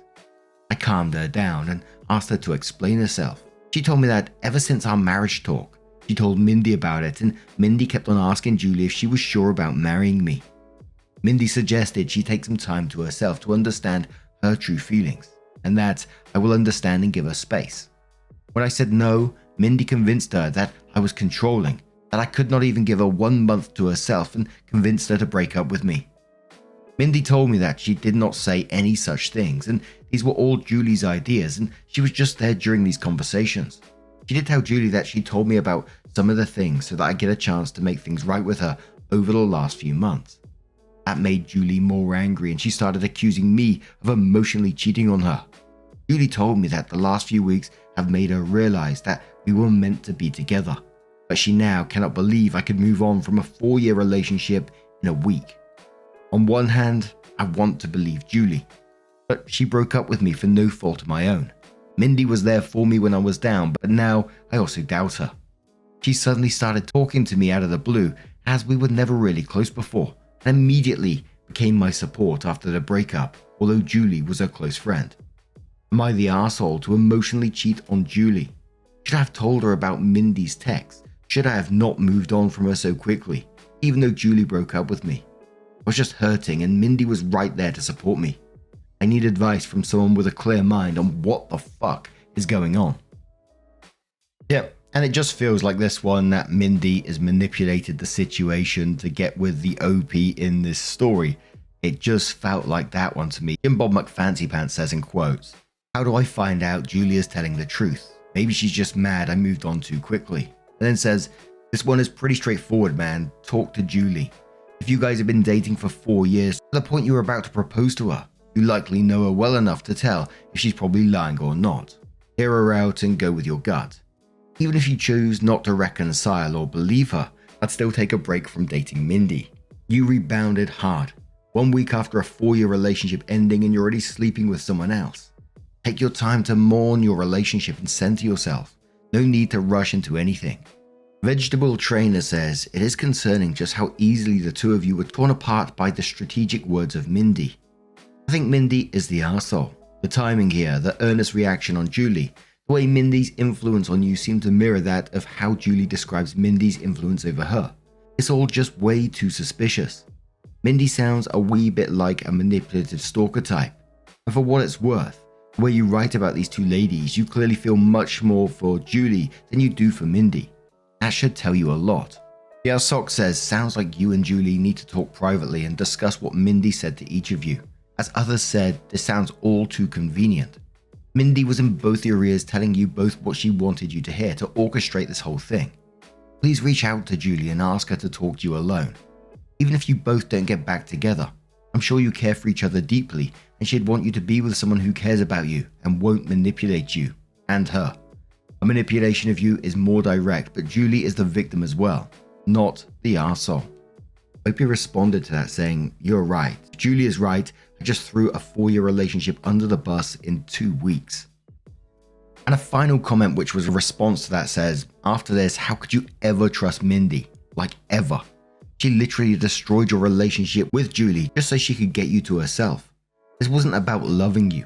It wasn't even about liking you. It was about envy of Julie. Mindy was so envious of what Julie had with you that she sabotaged your relationship with Julie, and then as soon as Julie took a minute to figure out what she wanted, Mindy manipulated you into sleeping with her. Dude, get that girl out of your house. Even if you don't end up back with Julie, Mindy will always manipulate you and the people around you. Mindy is someone who takes great joy in hurting people so she can get what she wants.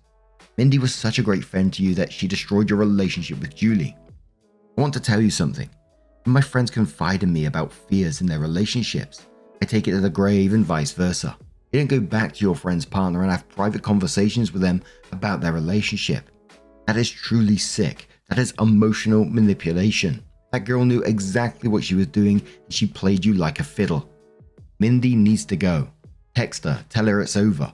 Tell her if she ever contacts you again, you'll get a restraining order for stalking. Block her on everything. You might be able to work through this with Julie with a shit ton of couples counseling. Look into couples intensive immediately and see if you can get Julie to go with you. then years of couples counseling. I don't know if you can rebuild the relationship with Julie, but I do know that Mindy will destroy you the same way she destroyed Julie, because this was about possession and envy to her, not about a relationship with you. So OP came in with her first update on this one and says, I, 28 male, posted last week regarding my girlfriend Julie, 29 female, accusing her friend and co-worker Mindy, 28 female, of sabotaging our relationship. Julie broke up with me in December after a 4-year relationship, and Mindy reached out to me when I was feeling down. However, when Julie realized Mindy was talking to me, she confronted both of us last Sunday morning and told me that Mindy manipulated her to break up with me. The worst part was I was not thinking straight after the breakup and ended up hooking up with Mindy after a New Year's party. After the incident, I asked Mindy that I needed some time, and since then I made the following post on Reddit and had 3,000 people call me an idiot, and then shared the link to the original. And says, I'm sorry for the long post, but I wanted to say that we were not idiots to not see what happened. You guys read an abridged version of an event in 5 minutes while we lived it for the last 7 months. I messaged Julie every day since then to try and talk to her. She did not reply to my messages. I was not sure if she blocked me. Mindy was constantly trying to message me, asking if we could meet and talk about it. On Wednesday, one day after posting, I decided to message Mindy. I told her to tell me everything she said to Julie truthfully. I told her I would go no contact. I found out that she was lying. Mindy wanted to meet me in person or talk to me on the phone, but I wanted everything in writing. She messaged me that Julie always said good things about me for all these years. When Julie told her about us talking about getting married in 2024, she was happy for both of us. However, Julie started telling her that she had cold feet and was not sure if she wanted to marry me because of issues she observed about her parents' marriage. One day Julie told her she wanted to take a break from me. She was not sure about her true feelings for me. That was the time Mindy told me about Julie's behavior, as she felt bad for me, as we were already telling our families about the engagement plans. After our fight, she said that Julie was extremely upset and told Mindy that she would never marry me. She said that the only reason Julie came back was when she heard that I was moving on and she is jealous of us. She also said that I was a good guy and hopefully I see that what we have is something special. I just said okay and told her I needed time. I kept on messaging Julie once a day to at least talk to her once. It was heartbreaking to think that she may have blocked me and may never talk to me again. On Friday afternoon, Julie finally replied. She said she wanted to meet me and told me that she would come to our apartment on Saturday afternoon. I cleaned the place up and was just feeling deep guilt from inside before facing her. When she came in, she looked like a shell of herself and completely broken. I sat on our sofa, but she chose to sit away from me. We asked how we both were, but it was clear that none of us were doing well. I started apologizing, but she stopped me. She asked me to let her finish and not interrupt her. She had brought her little notebook and had written down things she wanted to say to me. She told me that she truly loved me, but after we discussed getting married, she started feeling scared of the next big step. She thought those feelings were normal and would go away, so she decided not to discuss her concerns with me. I kept on eating her from the inside, and she made a mistake to talk to Mindy about them. She said that she wanted to say everything to me now so I don't get secondhand information about why she was distant and broke up with me. She said her parents had a very rocky marriage, though they were together until her mum passed away in 2021 during the pandemic. Her parents argued constantly, and she always thought her mum did not love her dad. However, her mum was extremely dependent on him for everything, and her dad knew it and hence didn't treat her well. She never wanted to be like her mum after the marriage. However, as we lived together, she started seeing some of those issues in our relationship. For example, when we met, Julie had a lot of credit card debt and was bad at managing her money. I helped her with that. Even though we have separate finances, I ended up managing all her finances, investments, etc. at her request, to the point that she did not know or understand where her money exactly was. She also said that we always enjoy making nice meals for dinner every day. However, whenever I work late, she completely loses any motivation to cook and ends up eating cheese and crackers like a toddler for dinner. She also complained that in the last 4 years of our relationship, I never said no to her for buying anything. She feels that I coddle her and that she's just got comfortable with all the luxuries and things I can provide for her. She talked about this with Mindy. While Mindy initially just listened to her, she told her around September that one of her cousins also had the same issue. She decided to stay away from her fiancé for a month, and within a week, she realized how much she missed him and never had doubts again. When Julie asked for a break, all she wanted to do was to live with her best friend for a few weeks to see if she was just too codependent on me. She knew I was planning to propose during our Christmas trip to my parents' house. When I told her she could not take a break, she just freaked out and broke up with me, as she did not want to be engaged without knowing for sure that we won't end up like her parents. After this, she asked me when I started meeting Mindy, and how many times we met. I opened my chat messages with Mindy and handed her the phone. I told her I met Mindy only once in September, where she told me that Julie wanted to break up with me because she was not happy with our relationship. I already noticed Julie's distant behavior, and when I asked her, the only answer I got was, "I am fine, we are fine." Due to my insecurities, I tried to hold on to Julie and start coddling her more, planning more expensive dates and trying to spend more time at home. When Julie asked me for a break and to stay away from me for a few weeks, I thought that was the final step before the breakup, and broke down and fought with her, which led to our breakup and her moving out. At this point, Julie's voice started cracking up. She asked me when Mindy contacted you after the breakup. I pointed her to the messages. Mindy initially started sending me memes to cheer me up. I just used to respond with a thanks or a thumbs up. However, the messages started getting more frequent, and she offered to talk to me in case I needed help. She asked me what I was doing for Christmas and New Year's. When I told her I was inviting a few friends, she told me that she does not have any plans for New Year's, and I invited her. Julie stopped me there. She told me she did not need to hear the details after that. She told me that when she moved out of our house after our fight, she thought she was just not ready to get married to me. She stayed with her friend for 2 weeks and then got a new apartment in January. She told me that she was miserable and missed me badly. It became more acute when she moved into the apartment alone and could not stay there for even one night. Her best friend is currently staying with her in the new apartment. She realized she could not live without me within a week of living there. When she asked one of our mutual friends on Saturday about how I was doing, she told her about the party and told her Mindy was there. It did not make sense to her why Mindy would be at the party. She concluded that Mindy and I were having an affair during our relationship, and that was the reason Mindy must have tried to break us apart, by constantly telling her that she should not get married if she had doubts. When she saw Mindy in our apartment on Sunday, she completely broke down. However, when she learned that Mindy was also talking to me and telling me the opposite things, she realized how naive she was to throw everything away without properly talking to me first. As hurt as she is seeing me with Mindy, she also does not want to lose me. She kept on calling herself an idiot and apologizing for not telling her concerns to me sooner. I sat next to her and tried to hug her, but she moved away. She asked me if I was willing to still be together. I told her I would give anything to get her back. She told me she was willing to forget what happened, but she had a few conditions. Her first condition was that I cut contact with Mindy. I block her everywhere and never contact her again. If I see her standing in front of me, I act as if she's invisible. I was okay with that. Secondly, she had already signed up for individual therapy and is on the wait list. She wants us to do couples therapy so that we can talk about all the concerns we have and work through them. We also decided to hold off on our engagement or marriage until we both get into couples therapy. I was okay with that too. Finally, she wanted me to forget the last month as a bad nightmare and never talk about it again.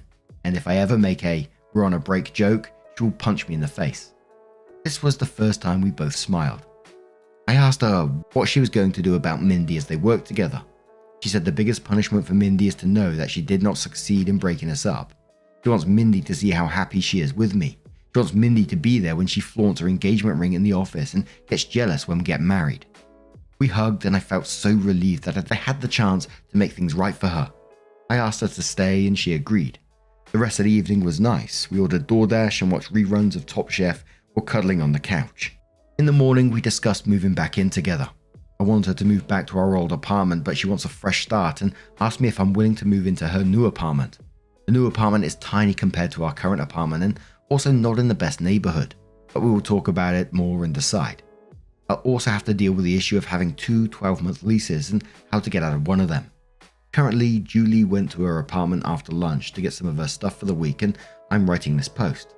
I'm just so lucky that I did not lose Julie despite my terrible actions during the last month. I just hope that I'll be able to work things out and get married soon, and this whole incident is just a small bump in our perfect relationship. I also don't know how to address the issue where she feels coddled by my behavior and feels I am making her codependent on me. It's just my personality and I need to work on that during couples therapy. However, any tips, you guys are welcome on how to make her feel less codependent. Yes, thanks to everyone who checked on my health during the last few days via direct messages and sent me numbers for helplines. Don't worry, I'm a marathon runner and don't give up that easy. So Opie comes in with what they titled their final update and says, after the incident, Julie told me that she wants to get back together and forget about the whole thing. But I could see that she was still hurt by my behavior. I tried to not love bomb her and give her space, as that was the reason why we broke up in the first place. Julie had a mental breakdown, had a panic attack during the week after she saw Mindy with me in our apartment. She got an online therapist who she still sees once a week. We also looked for couples counseling and were able to see once a month after the incident. We decided to put our plans for marriage on hold until then. I could feel that Julie was making a lot of effort to act normally, but something was not right. I was optimistic about us, but it was hard to see her suffer because of my actions. During our first couples counseling session, we both opened up about our relationship and talked about the incident. Julie apologized to me for not communicating what was in her mind and how bad she felt putting me through all the drama. She told me that she did not know how to process her thoughts and did not want to unload all her negative feelings on me and panicked in the moment. I also apologized to her about everything, and at one point, we're in competition on who gets to take a bigger blame for what happened. There are a lot of tears, and I found the experience very healing.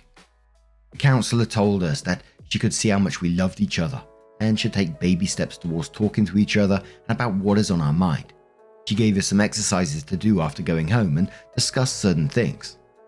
By the time we left her office, I was so sure that I want to spend my life with Julie. I told her that, and she also said she cannot imagine her life without me. We decided to go ahead with our wedding plans. Mindy tried to contact me several times. She messaged me, but Julie blocked her on my phone and all socials. She also contacted Julie and sent some nasty messages to her. The worst was 15 days after the incident when Mindy started posting pictures of me on her Instagram every day.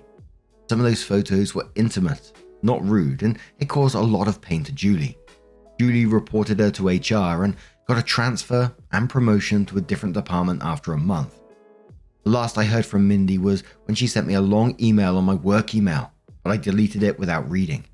The photos Mindy posted did cause a lot of drama. We had to explain to our parents and friends about what happened during that time. As you all may have guessed, I was unanimously nominated for the Idiot of the Year award, but I'm sure my sister would give me a good run for it before the year ends. The whole issue lasted a month, and then we never heard from Mindy again and just moved on with our lives. Julie has been talking to a therapist about her codependency issues and concerns. I think it's childhood trauma, and the therapist feels that it might have amplified after her mother's sudden death. I've been trying to help Julie slowly take interest in our finances. Recommend Ramit Sethi podcast? Apologies about the pronunciations there. But she is allergic to money talks and always changes the subject. I was able to break the lease that Julie signed by paying some penalty, and we stayed in our old apartment. However, Julie wanted to move out of it as soon as possible because of the bad memories. We purchased a single family home a few months ago in a nice suburb and moved there in May. I don't think that issue of codependency is resolved and probably may have increased after the incident. But I love her and will always be there for her when she needs me. On to the main update. Julie and I got married last Saturday in a nice intimate ceremony held at my father's country club. All our family and friends were present, and I could not ask for a better evening. I wish I could share all the photos of Julie in her wedding dress because she looks stunning. We plan to leave for our honeymoon next week, and I could not have been happier about how things turned out. Hopefully in 25 years, Julie and I will look back on this incident as a small blip in our perfect life. And there was a whole mix of comments after this one. The majority of them saying this is messy, Julie's a red flag. Some people saying this isn't going to last those 25 years, while other people are saying, communication does win the day. How do you feel about that story? Let us know your thoughts down in the comments below. Now, our next story comes from Vivid Promise 8476 from the Am I the Arsehole subreddit and says, Am I the arsehole for wearing a gold dress to a wedding? I will link the dress. I put gold in quotation marks because I think it's more bronze/orange, but maybe I'm splitting hairs and am the arsehole. Some context. My 30 female best friend Dan, 30 male, got married to Lauren, 27 female yesterday. Me and Dan have been best friends since high school, and despite always being platonic with no romantic interest on either side, His now wife Lauren has always disliked me. In their 3 years of dating, I have not been allowed to see Dan alone because she feels that it's suspicious that I want to hang out with him. Honestly, I just missed my friend. Despite me being happily married, she's always kept me at arm's length. I always figured this was because she's from a very conservative family. Dan has spoken to her multiple times, and after she'll back off for a bit before reverting to complaining about him being friends with a girl again. It's not ideal, but she makes Dan happy, so I made my peace with it. That brings us to the wedding. Originally, I was going to be in the groom's party, but Lauren ended up crying, saying a wedding is not a place to swap gender roles. Dan was fighting her on this, but I told him I'll just attend as a guest and not to choose this hill to die on. The dress code was warm tone garden party, and we're encouraged to wear earthy warm colors. I picked out a bronze/orange dress that fits this perfectly, and the style even matched some examples they gave. In short, I thought I nailed it. The wedding went great. However, at the reception, Lauren dragged me aside and said, "I cannot believe you would wear gold to my wedding. You're not the first prize. You're just fucking trashy." I was so shocked in the moment, I just stared at her. She practically screamed at me to leave, and she was drawing attention, so I grabbed my husband, said goodbye to Dan, and left. Dan reached out after and told me he was upset I left his wedding so soon.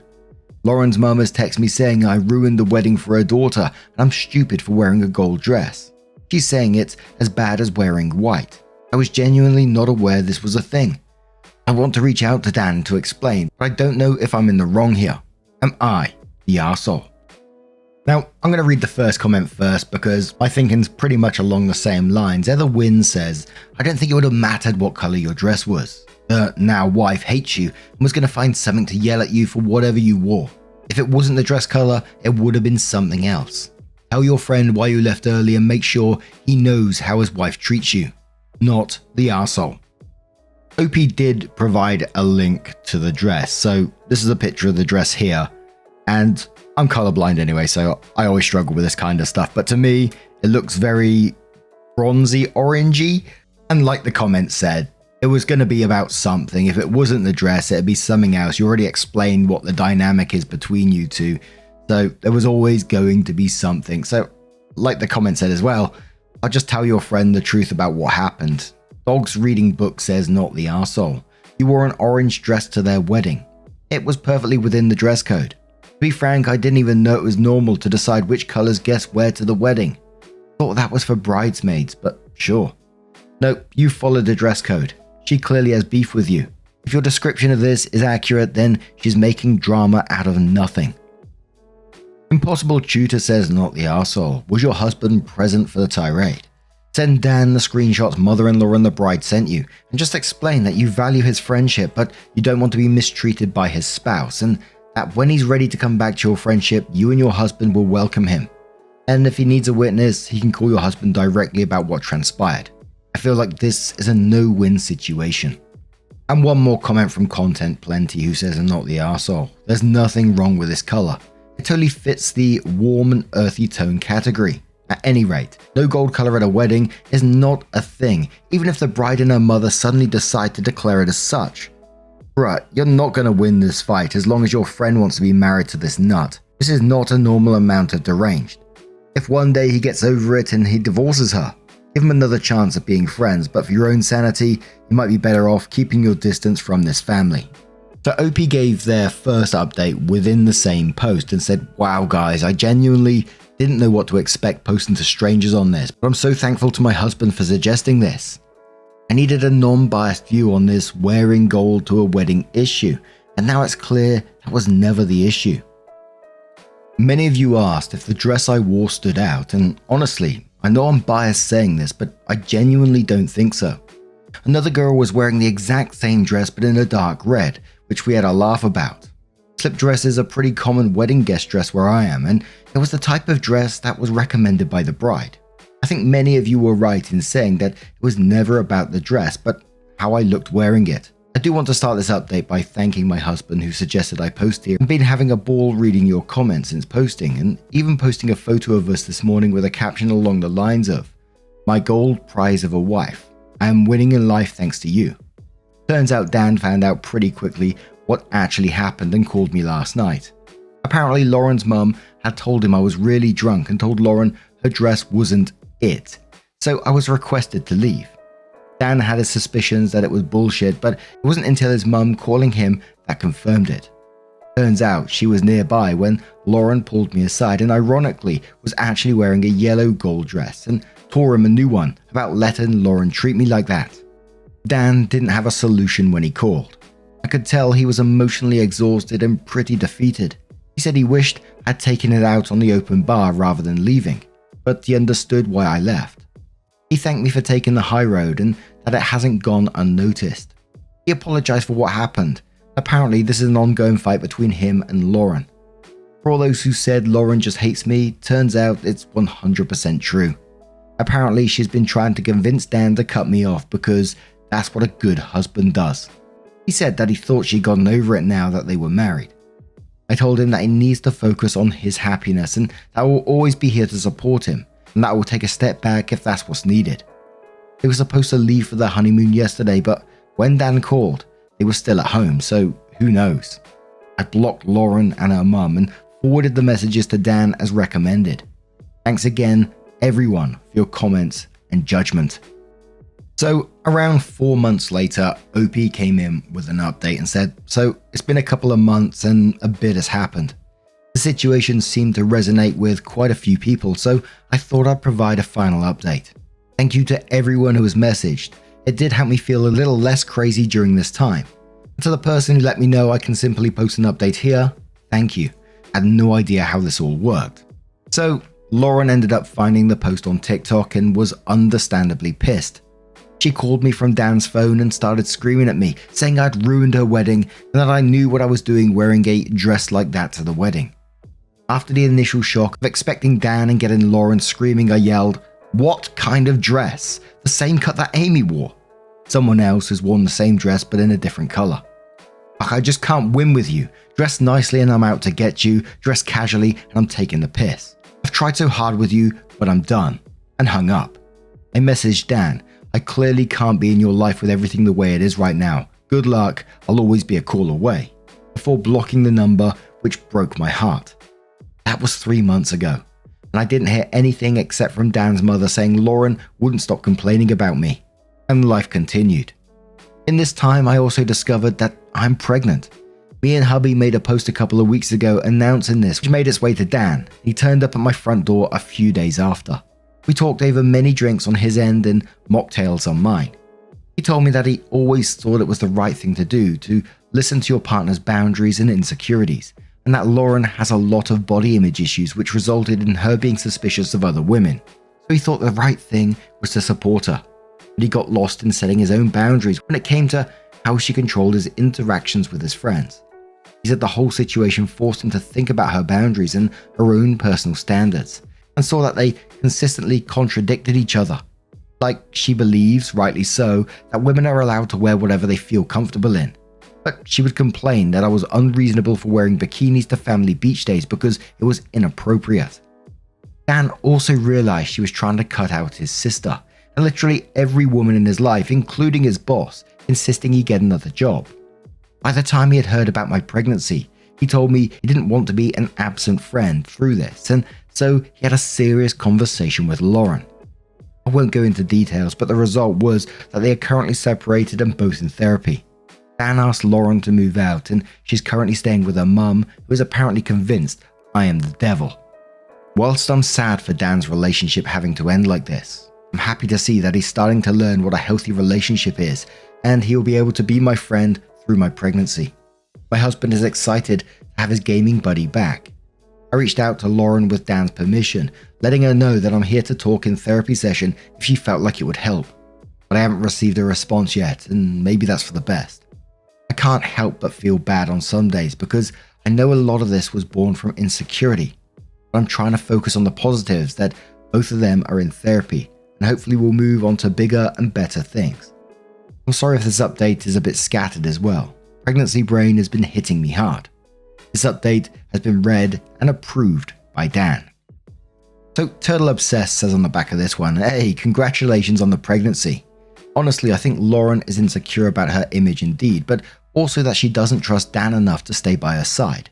I do think Dan made the right decision in asking her to leave the house and giving each other some space.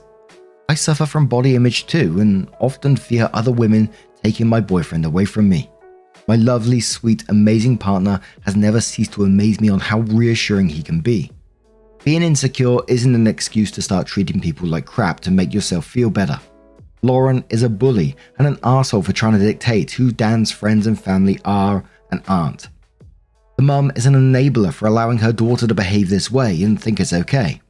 Although giving her the benefit of the doubt, I'm pretty sure Lauren paints herself in a more positive light to her mother to make it seem like you're the reason for their failing relationship.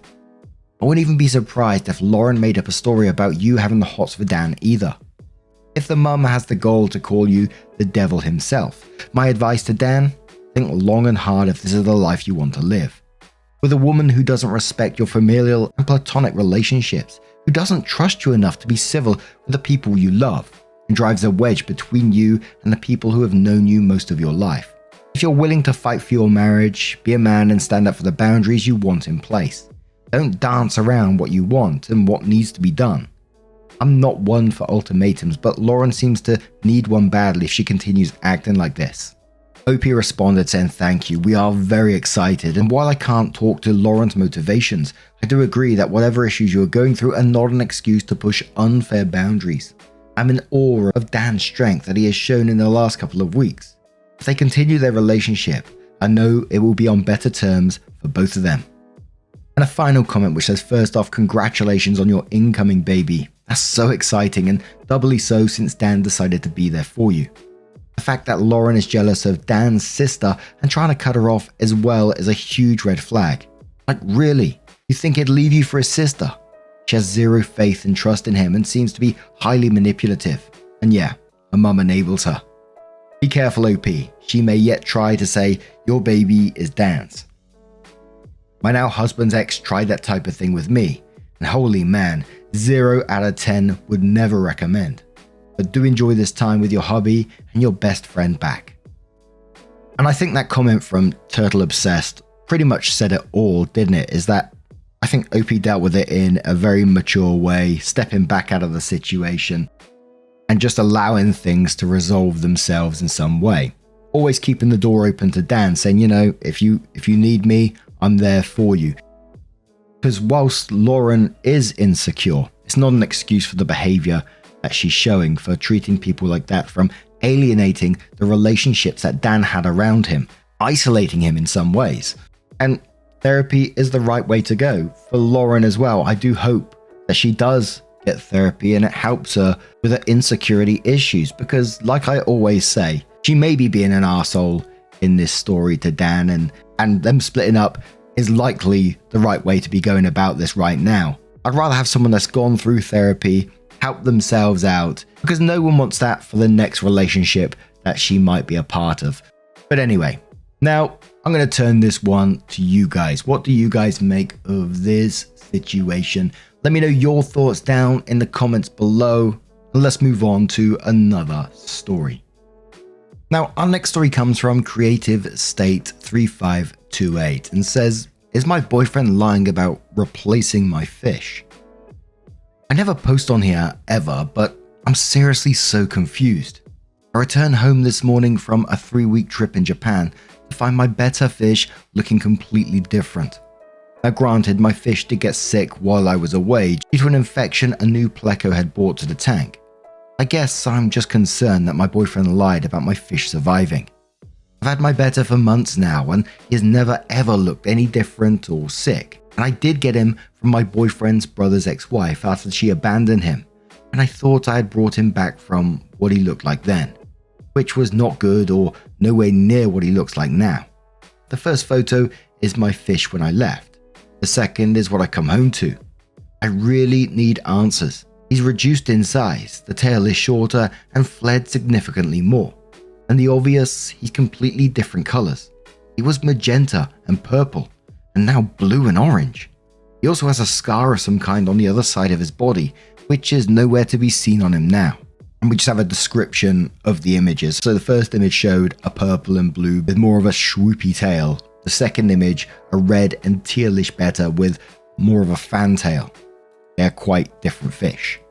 So some of the comments in this one says, betters can change colours, but they can't just change from a veil tail to a half moon tail, shrink in size, or magically get rid of scars. Lol.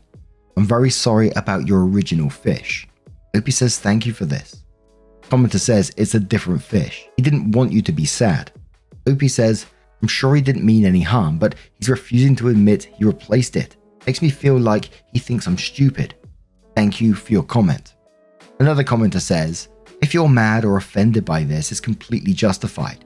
I personally don't find it cute or sweet at all that he's refusing to admit he replaced your fish. It undermines your love for the original in multiple ways, refusing to allow you to grieve on it on your own terms, plus thinking you'd not recognize it being an entirely different fish. What? Lol. And overall, it's just dishonest. Opie says, not offended at all by this. I'm incredibly upset with him at the moment. The most I have been our entire relationship, in all honesty. Given that we're coming up to 10 months officially together, I couldn't tell you why he's refusing to admit it now. I agree that I would prefer to grieve my fish if he has passed, and I'm huge on names being special, and the one I had for him just happened to be a really close one to me. So I don't want to associate it with another fish. And yes, it makes me believe he thinks I'm quite stupid, believing I wouldn't recognize it was a different fish. It was the first thing I walked to upon my return home, and my first 10 minutes were spent with my mouth hanging open, inspecting, because I was just so in shock and could clearly tell this was not the fish I left. I tried to give the benefit of the doubt with the sickness altering his appearance. He had been assuring me my fish was healthy now and looked different under the light, and that the tank was really dirty. I cleaned it myself just 2 days before leaving, and he had been cleaning it too. But that infection had taken place over a week ago at this point, and he had no problems telling me the plecos had passed. I can't even describe how angry it makes me and confused. Thank you for your comment. Another commenter says, don't let him convince you that it's not a big deal. If you're already having talks about the state of the tank, why on earth would he not just be honest? It's extremely avoidant and immature of him, honestly, and does make it seem like he thinks you're stupid. Plus, refusing to allow you to grieve your original fish is just immoral. I totally get what you mean about the name. Opie says, once I convinced myself that wasn't my original fish, it was something I messaged him about constantly all day. He would say yes every time and I still could not believe it. Even expressed that I do not believe him and to just tell me. This going on with the fish was just the cherry on top of today. So I really tried to get it out of him, even in an argument about something different, and he still refuses to tell me. It makes no sense whatsoever, and I can assure you and everyone else that might be reading this that I will not let him get away with it. All of my animals are incredibly precious to me, no matter how physically small they are. And people thinking I'm stupid has got to be my biggest pet peeve. As much as it hurts my feelings coming from him, my ego is way too high for him to think I wouldn't recognize a fish in a tank that literally faces the bed I sleep in every night. Someone says I do find it strange that the boyfriend would refuse to admit it that it's a different fish, even when pressed repeatedly. Is he normally defensive and refuses to admit fault in other aspects of life too? I don't think he believes you're stupid. I think the whole thing is about him and the way he deals with conflict, and I think he has some growing up to do. Opie responded saying he's never been this defensive, especially after constant prying. That's why I'm so confused. I don't know if you've seen another comment of mine, but there were 2 plecos in the tank that had passed, and he had no issues telling me that they had went. It's definitely very strange. Thank you for your comment. Another commenter says it's obvious it's not the same fish. Please do not let him gaslight you into thinking it's the same fish. I find it very concerning his lack of honesty here, and you should maybe reconsider your relationship with this person if he can't even own up to something that is important to you. I'm sorry, Opie. Opie says thank you for your comments. I agree with you entirely that this lack of honesty he's presenting is not ideal for a relationship. I'm hoping to talk with him in person tomorrow about it. Thank you again. Another comment says maybe he viewed the betta as your pride and joy and thought that somehow his failure to treat the infection of the betta might give you cause to blame him, and he doesn't want that. Did the newest pleco come from the store? Did he buy it or introduce it to the betta tank? My only possible explanation is that he must feel responsible and isn't ready to admit to anyone that the fish died under his care, even if it isn't truly his fault.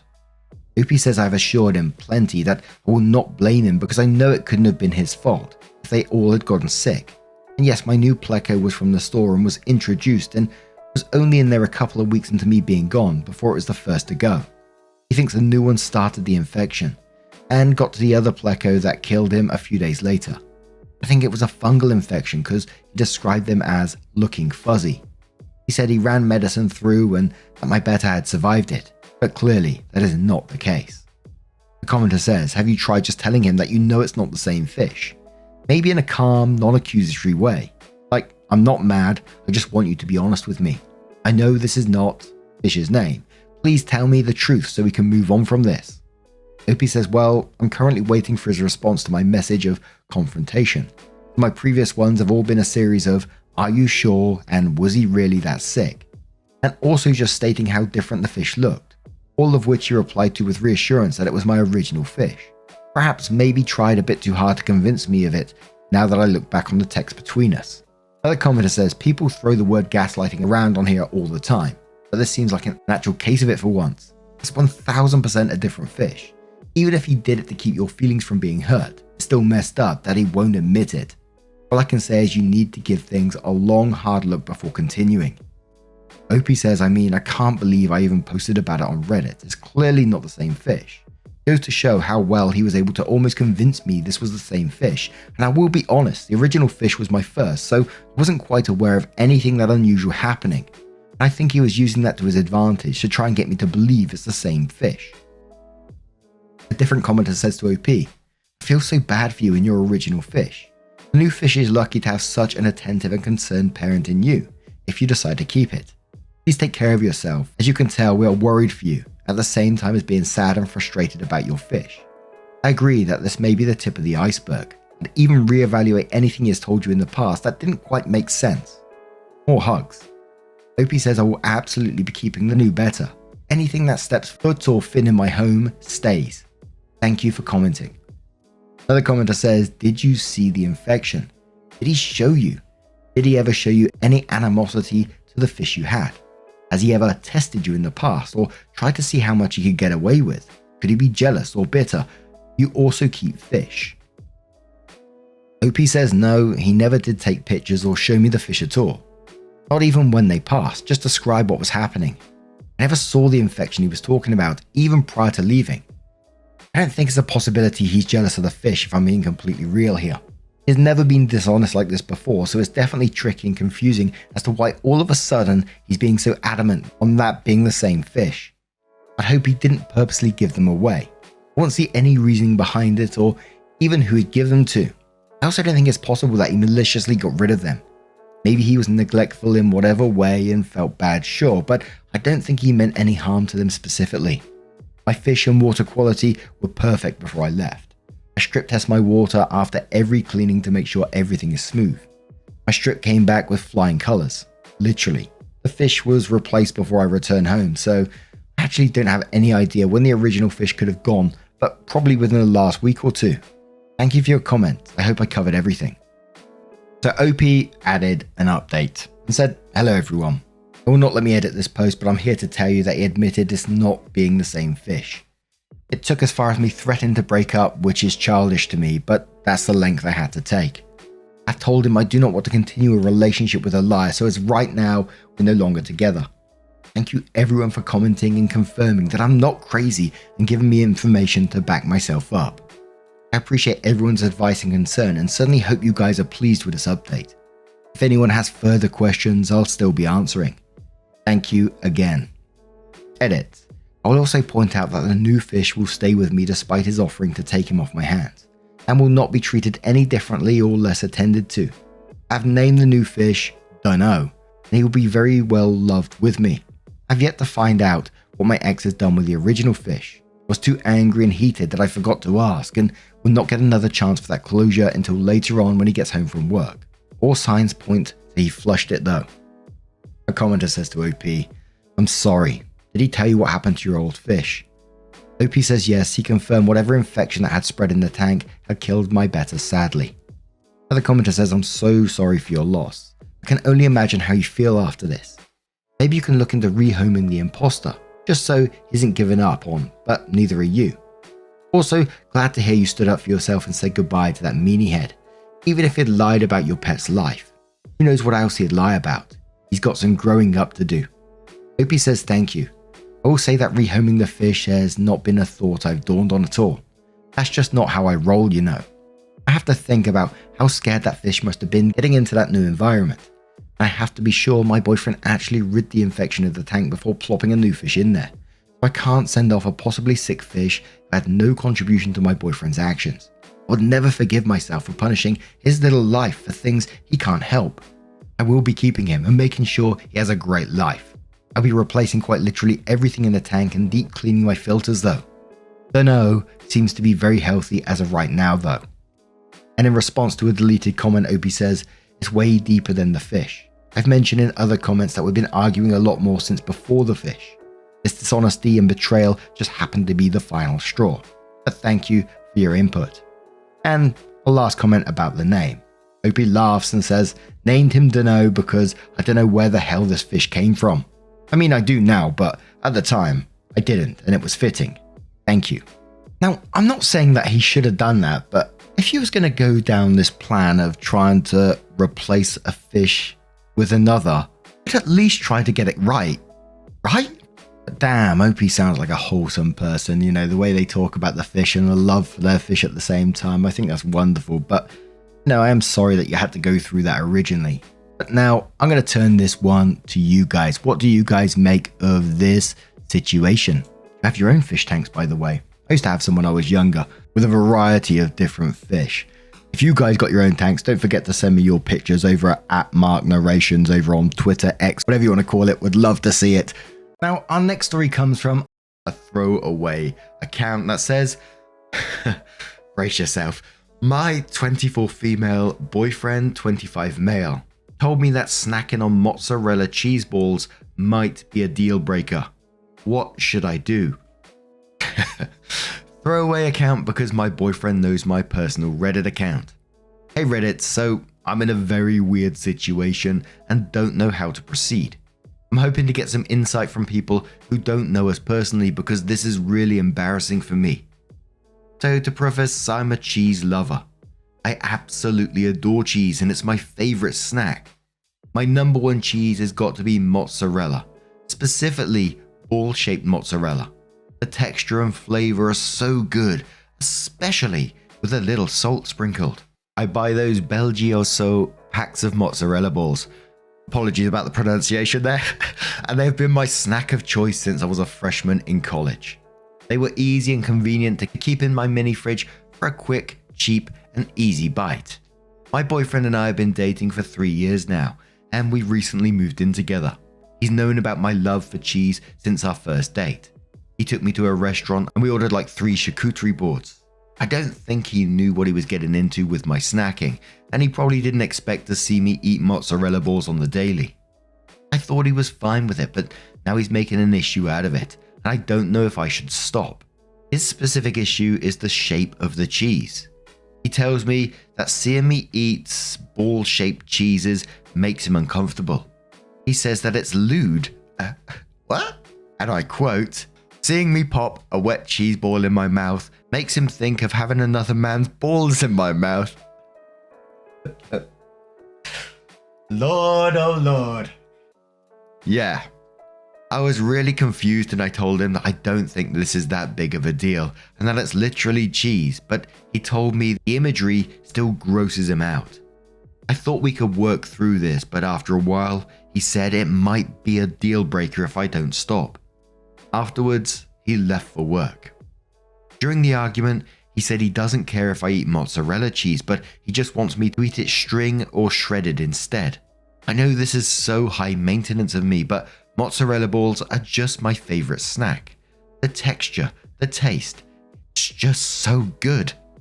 I like shredded cheese and string cheese, but they just aren't the same. I'm thinking I should maybe buy the smaller mozzarella balls that Belgioso sells and hope they won't bother him. But if I feed into this, could it reinforce this mindset he has? I don't know what to do. I want to make him comfortable, but this feels really controlling and unnecessary. Not to mention, I don't really want to give up on my favorite snack. He's a great guy, and I know this post isn't doing justice, but I just want to know if this is a red flag from him, or if putting my foot down on this is unreasonable. Thank you in advance to anyone who reads this and offers me some advice.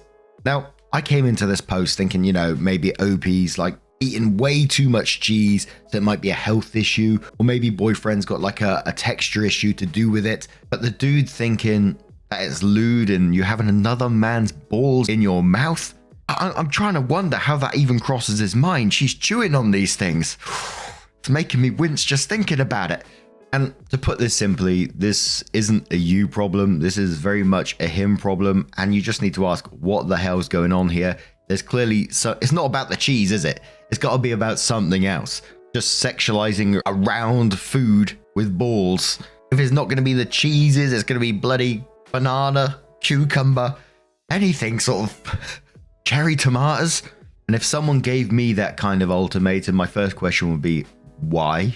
And if they can't give you a straight answer and tell you exactly what's going on, that is pretty much the end. But I kind of feel it's going to go down that path of, he needs to be talking to someone about what's going through on his mind, because you certainly shouldn't stop what you enjoy eating because of this. But the first commenter says, I would consider a partner who got sexually jealous over a cheese snack a deal breaker personally. Another commenter says, guy sounds like a weirdo to be honest. Equating mozzarella balls with another man's testicles is the stretch of the century. He needs therapy. Another commenter quotes and says he says that it's lewd and that, I quote, seeing me pop a wet cheese ball in my mouth makes him think of me having another man's balls in my mouth, and then says, I'd break up with a man just for having the unearned confidence to say this collection of words literally ever. Another commenter says if you stop eating mozzarella cheese balls to make him comfortable, he's just going to think good. She'd tolerate that crock of shit. She'll do whatever I tell her. And it will get worse. Stand your ground. If a man wants to lose you over cheese, let him. You'll have won. One more comment says, tell him that if he ever brings up anything so stupid ever again that you'll dump him on the spot. His issues with you eating cheese are his to deal with in therapy, and he needs to keep any thoughts or feelings he has on the subject to himself permanently, or this relationship needs to be over. Frankly, I could not see a person the same after they said something so idiotic, and definitely would not fuck him. So OP came in with her update and said, hey guys, I hope I'm doing this update thing right. I've never made one before, so I'm just trying to copy what other people in this sub have done. Was debating posting this update or not, but seeing just how many people saw it and became invested in my snacking made me want to give anyone who is still interested a little bit of closure. First of all, I wanted to thank you all for your time you spent with me. Honestly, it's a little overwhelming to see how many people took a break from what I assume are very busy lives to give me advice and support. I think it's very beautiful how many people in so many different places can come together and give some love to people who need it. Secondly, have a short and savory update. Get it? Because I couldn't leave you guys hanging. The morning after I posted, me and my boyfriend talked out this entire issue, and he ended up explaining why his mind immediately went to a place of sexualizing something that has no implications. I left this out of my original post because it felt unrelated, even though in hindsight it was obvious. But there was an issue with infidelity in his previous relationship. I didn't know the details of what happened and never tried to bring it up because I didn't want to upset him. That was my mistake though, because he is still struggling with insecurities and felt unsure if he could tell me about it. Both of us were lacking in communication skills, but we ended up clearing the air. And I found out both why his last relationship ended and why seeing me eat cheese balls upset him. All I knew previously was that he had a serious relationship with his ex-girlfriend and they broke up because she cheated on him. Now, he let me know that he found out about the incident because the person she cheated with him sent him a video of her, eating another man's cheese balls. He told me that he feels like by now he should have gotten over it, but the betrayal stuck with him. The new move in together has started to trigger his unresolved feelings and given him new anxieties that our relationship might end the same way. I think pairing that with the daily visual reminder through the cheese balls was a little too much for him. I know many of you have very strong opinions about him, and I'm sorry to disappoint, but I'm not ready to let go of this relationship yet. During our conversation, I let him know that I didn't like the direction that he was going with his ultimatum because it felt controlling, and I told him I wouldn't tolerate another incident like this in the future. We already decided we'd be looking for couples counselling in our area to help us both move on from this incident and generally learn to communicate more openly, so that neither of us will bottle up our negative emotions alone, and instead we can help each other overcome those emotions as a unit. Right now I'm feeling very hopeful, and I think that knowing about his past will leave me better equipped to pave a better future with him. Thank you all for your advice and support. I think that without your perspectives I might have just given up on my cheese, and the two of us would continue to hide our emotions without realizing that we need to open ourselves up to more communication if we want to stay confident in both ourselves and each other. P.S. An extra thank you to everyone who gave me recipes and new cheeses to try. And I think, if you're going to stay in this relationship, absolutely fine. It's not my relationship. I think personally for me, if I heard those words, I would struggle to move past it. Because as we said in the first part, it's not about the cheese balls. But I think at the same time, you said, you're going to do couples counseling. But I think more importantly, he needs that individual counseling at the same time to get him past what he's gone through. And I do apologize for, chuckling through parts of this story. You talk about wet cheese balls, I'm going to laugh. I'm a big kid, but there is someone on the end that's gone through the heartache, gone through the cheating, the infidelity, and now has issues to do with it, which I do hope that they do get that help for, are able to move past it, etc. Because I always say, even if this relationship doesn't work, those things will get carried on to another relationship. So, it needs to be resolved one way or the other. As always, never an excuse for the behavior, but I hope it does get resolved. But now, I'm going to turn this one to you guys. I've got a real craving for cheese now. But let us know your thoughts on this one, and let's move on to another story from Abject Tax 5584, and says, am I the arsehole for telling my friend his game is stupid? I'm 23 female, he's 23 male. He's my friend and has been since elementary school.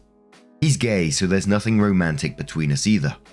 Our friend group is very active, but he's not anymore. He's now disabled and unable to do most activities we used to do because he can't walk long distances, and his dominant arm gives him problems. He was in an accident at his workplace. He was very depressed for the longest time and still struggles with things. It's been over a year since the accident. While he's not depressed in general anymore, he does get sad when we go on our trips without him, and he doesn't have good self-image anymore. He's a very handsome guy, and any man would be lucky to have him. But he thinks because he's disabled and his income is disability, that he's not fit to date anyone. Anyone real, apparently. Around the time he started feeling less depressed, his sister got him into video games, which none of us in our friend group were into. We like being active, not pretending to be. But a few months ago, he got this one popular game and it really turned things around for him. Namely the fact that you can date other characters, which is weird to me. He's grown very attached to this game and tries to talk to us about it. A couple in the group act interested, the rest of us just don't really care. I tried to talk to him about getting out into the real world again, but he doesn't seem interested. Well, once again, he tried to talk about this game and this character he really likes, and I finally had enough. I told him no one cares about his stupid game and he needs to find someone real and experience the world however he can again. No one else said anything and he left to get an Uber home. One of our friends tried to offer him a ride, but he just quietly denied and left. We all went home after and I got back to find he left our group chats and blocked me. I don't know if he's blocked the others as well. He left me one last message saying, that game is the only way I can feel like a normal person again. I'm not disabled. I can walk as long as I want. I explore everything it will allow me without my body hurting. Character might not be real, but he looks at my character in ways I wish I could be looked at. I only get looked at with pity anymore. He doesn't see that. No one I meet in that game does. So forgive me for finding something that brings me joy. It can't replace real life. Character can't replace the love and touch of a real person, but it gets as close as I'll ever get. Our friendship group had mixed emotions about the whole thing, but when I ranted to my sister about it, she got indignant and told me that I messed up big. She said I was a jerk for making him feel more isolated and for not entertaining him talking about that dumb game. I told her I just wanted him to experience real life and real people instead of focusing on that stupid game. But she hung up. Maybe I was harsh, but am I really the arsehole? In the relevant comments, Financial Note says yes, you're the arsehole. I do agree with the sentiment that he would be better off experiencing the real world, but that was extraordinarily harsh to him. It's a coping mechanism for him, and to some extent, it has helped him to get out of a funk. I would have just gently encouraged him to get out there and supported that in any way possible. And just make sure you offer that to him so he knows he's still wanted by you and the rest of the group.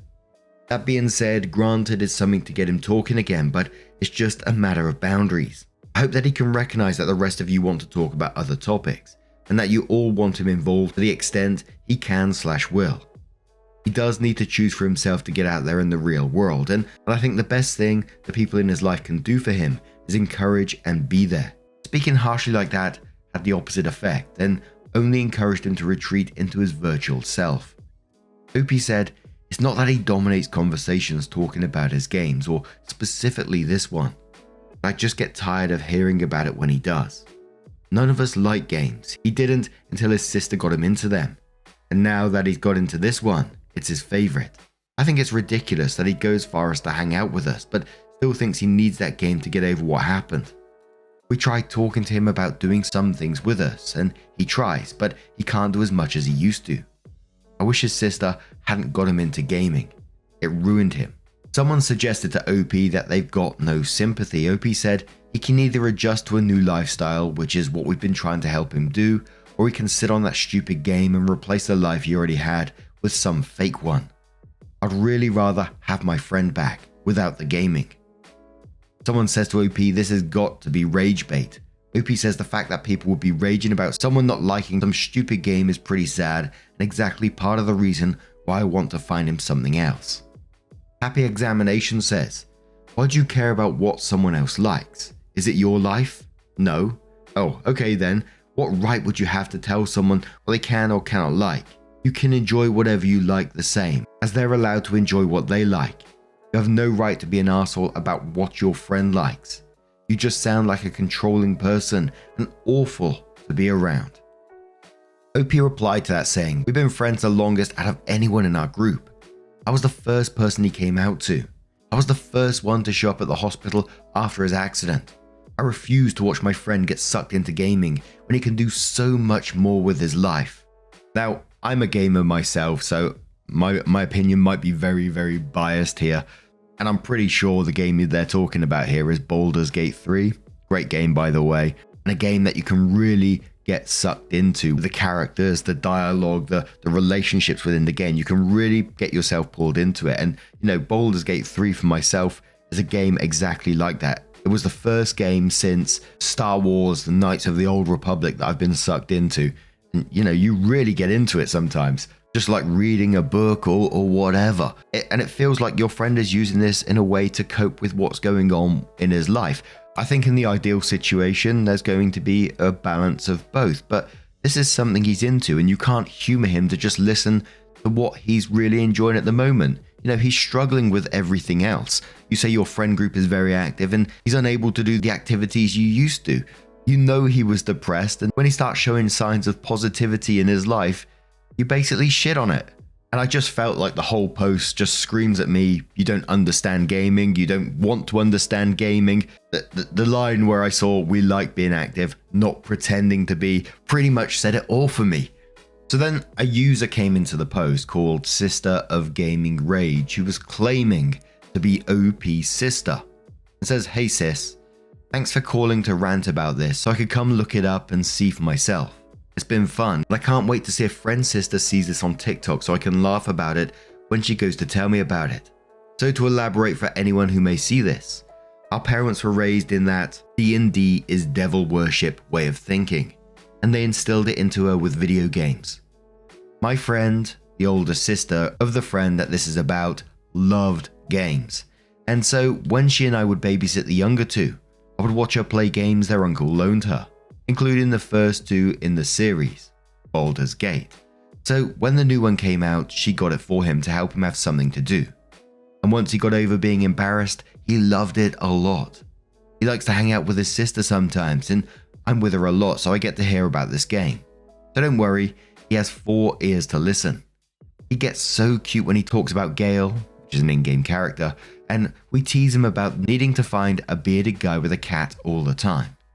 It warms my heart to see so many people jumping to his defense. I wish I could say that about the rest of the group, but I never knew them that well to know if they are sincere with him and his feelings and listening to him. But once things have calmed down, I will try to tell him about this thread. I don't think he uses Reddit, but then again, I didn't think my sis would either. But thank you again. Enjoyed seeing you get shut down. Maybe this time it will stick since it didn't when I said it. By the way, when I called to tell Tabby, she said I should mention that Gale would still love Mark even if he was disabled in the game. Just the way he is, so that says more about you. Call me later. And for the people offering to play games with Mark, thank you. I will tell him about that when I mention the thread after things calm down. But I don't know if he'd reach out to anyone. He's always been shy and Sis had pretty much been his only friend. So this is an adjustment for him, as much as his being disabled has been. But I'll share this and maybe he will. But I think also just knowing people just looking out for him will be more than enough. OP did respond to the comment and said, "You're not my sister, but nice try." And then someone asked if OP called yet, and OP said no phone call yet, but if she does, I plan on making sure she knows I won't let this one slide, and I will. I know he likes Gale a lot. He says he's the only one he can't be mean to. It makes me happy. He seems to have picked a good character to maybe judge a future boyfriend on. So around 8 days after the original post, OP makes an update and says, so this was rejected by the group, I think. I don't really know how that works, so here it is for anyone who might see or care. I'll start this off by saying to everyone who was rooting for my sister in the comments, that was not her. I don't know what they thought that would accomplish, but it wasn't until after that comment that I even called my sister. Actually called my sister. She had a laugh over it before she berated me for the post. But for the actual update, no, my friend has not unblocked me, and a couple of others in our group aren't speaking with me anymore either. My stance on games hasn't changed, and it won't. I still find them ridiculous and pointless, and I still think what my friend is doing with that whole dating a character in the game thing is weird. I think anyone who does that needs help. The one guy who messaged me his email, my sister talked me into forwarding it to one of the friends who isn't talking to me, but hasn't blocked me, and told them to pass it to him. I don't know if they did, and I don't know if those two ever got in contact. I tried to ask, but no one would give me a solid answer. The friends who aren't speaking to me now apparently had been looking for a reason not to speak to me for a while, and that's all I know with that situation. And the ones who still are have been adamant about not wanting to pick sides. So that's it. I most likely won't log back in after this. I only got back into the post because my sister said she wanted me to reflect a bit more. Said it might help since I was keen to air my dirty laundry anyway. So the friends who are not speaking to OP have apparently been looking for a reason not to speak to OP for a while. Red flag, right? And for me in this, I don't think Mark was unhealthily obsessed with this particular character in the game. I think it was just him enjoying the game and wanting to talk about his experience in the game. Especially a game like Baldur's Gate, which is very story driven, a lot of choices you make within the game. There's lots of friendships and like I said, choices you make to do with those friendships. To me, it was a positive thing that he's doing something that he loves, and it might be a springboard for future things for him, which I think that's a positive. I think like with all things, it needs to be moderation, but again, I don't think he was unhealthily obsessed in this story to me. And I truly hope it is a springboard for Mark that gives him confidence, that gets him out there, as well as his gaming hobby at the same time. It just felt like to me, OP hates gaming, and that's all there was to it. There was no alternative. You know, you shouldn't be gaming, it's a waste of your life, that kind of attitude. Personally for me, without gaming in my life, especially in some of my earlier years, I don't know where I would be now, to be quite honest. But now I'm going to turn this one to you guys. What do you guys make of this situation? Let me know your thoughts down in the comments below. Now, our next story comes from Mr. Booth, who says, I went no contact with my narcissistic mother over a tea kettle. She tried to ruin my life again. So I ruined hers. I'm 42. To say that I tried for too long is an understatement. I tried the hands-off approach from my 30s and most of the time it worked. However, as I've been learning about my codependency and trying to heal from the trauma that woman has wrought across my life, I've been much more upfront on calling her out on her bullcrap. I was patient. I wouldn't back down anymore, and I'd often find myself feeling absolute pleasure at seeing her flying off in a narcissistic rage over me being able to beat her at her own game. Fun for a while, right? But I realized these talks and texts we had were coming at a price to my mental well-being. Sometimes I admit she'd get me. As a mum, she knew what buttons she could push to really get a rise out of me. I was trying to work on myself and started debating if no contact would be the best choice. That's when it happened. The thing that sent me over the edge was an old tea kettle. Backstory.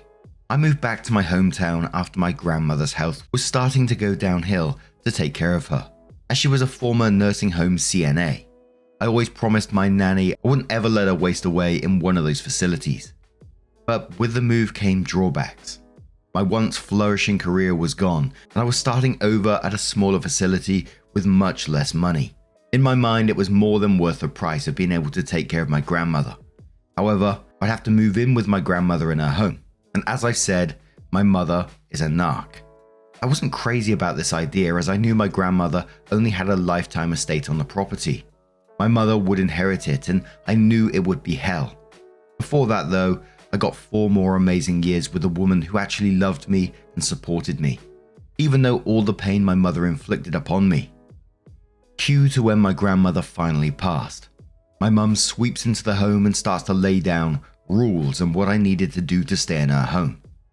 Keep in mind I had done all the upkeep to the house for the last 4 years. I paid for everything and never asked her for one damn dime of money. I know there's always a price when you ask that woman for help. So instead of bowing down and paying her rent to live in the house she wasn't even going to use, I made plans. I informed her, no, that won't be happening, and let her know of my plans to move. To say she tried every which way she could to prevent my moving is an understatement. From trying to drum up new things I owed her money for, to dangling the carrot of signing the house into my name, to letting other family members know if they helped me move, she'd never forgive them. I was 39. That's how controlling this woman tried to be. However, I just kept my nose down, packed all my things, moved absolutely everything I owned by myself, and took off in a U-Haul, not even a month later. After my grandmother had passed, I did try harder in an effort to keep a relationship with my mother. I should have known better, but I told myself, one more time. If she can't play nice, then I'm going to cut this out of my life for good. It didn't take but 5 months for me to be completely done. Since moving, my aunt made a group chat for us and my mother, mostly to keep up with our day-to-day lives. Funny memes, just checking up on me and just wanting to know how my new home was. My mother would always say condescending things about my new place, but I would let it slide and remind her that I would have been more than happy to live in her home had she not tried to pull what she pulled. That only made her say that I was ungrateful for her not having charged me rent for the years that I lived there, taking care of her mother and working full-time. Keep in mind, my mother remarried a doctor and took every penny of inheritance my grandfather left me. To say she's rather well off is no exaggeration. She's just that greedy. Back to my story. 5 months in, my mother starts texting the group chat that I took off with items of hers from the house. Upon asking what it was I supposedly took, she launched into a tirade of me never being able to tell the truth and she'd never forgive me for what I had done. Again, having to push for actual details was hard over a text, so I called. This is where the tea kettle finally comes into play. The call. So I called. She starts launching into me about how I gave an old cast iron tea kettle to my father, her ex-husband. I'm like, what the hell are you even talking about?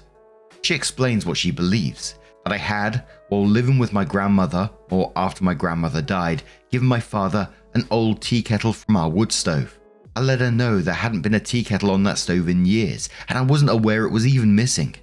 She had somehow found out that the tea kettle was back at my father's place. Now, if you have a narc in your life, you know how they absolutely adore to twist history to their liking. The tea kettle was in my father's family for generations. I grew up knowing this.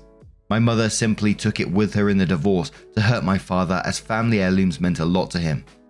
So I kept explaining over and over again. I had no idea what she was talking about or how Dad even got the tea kettle.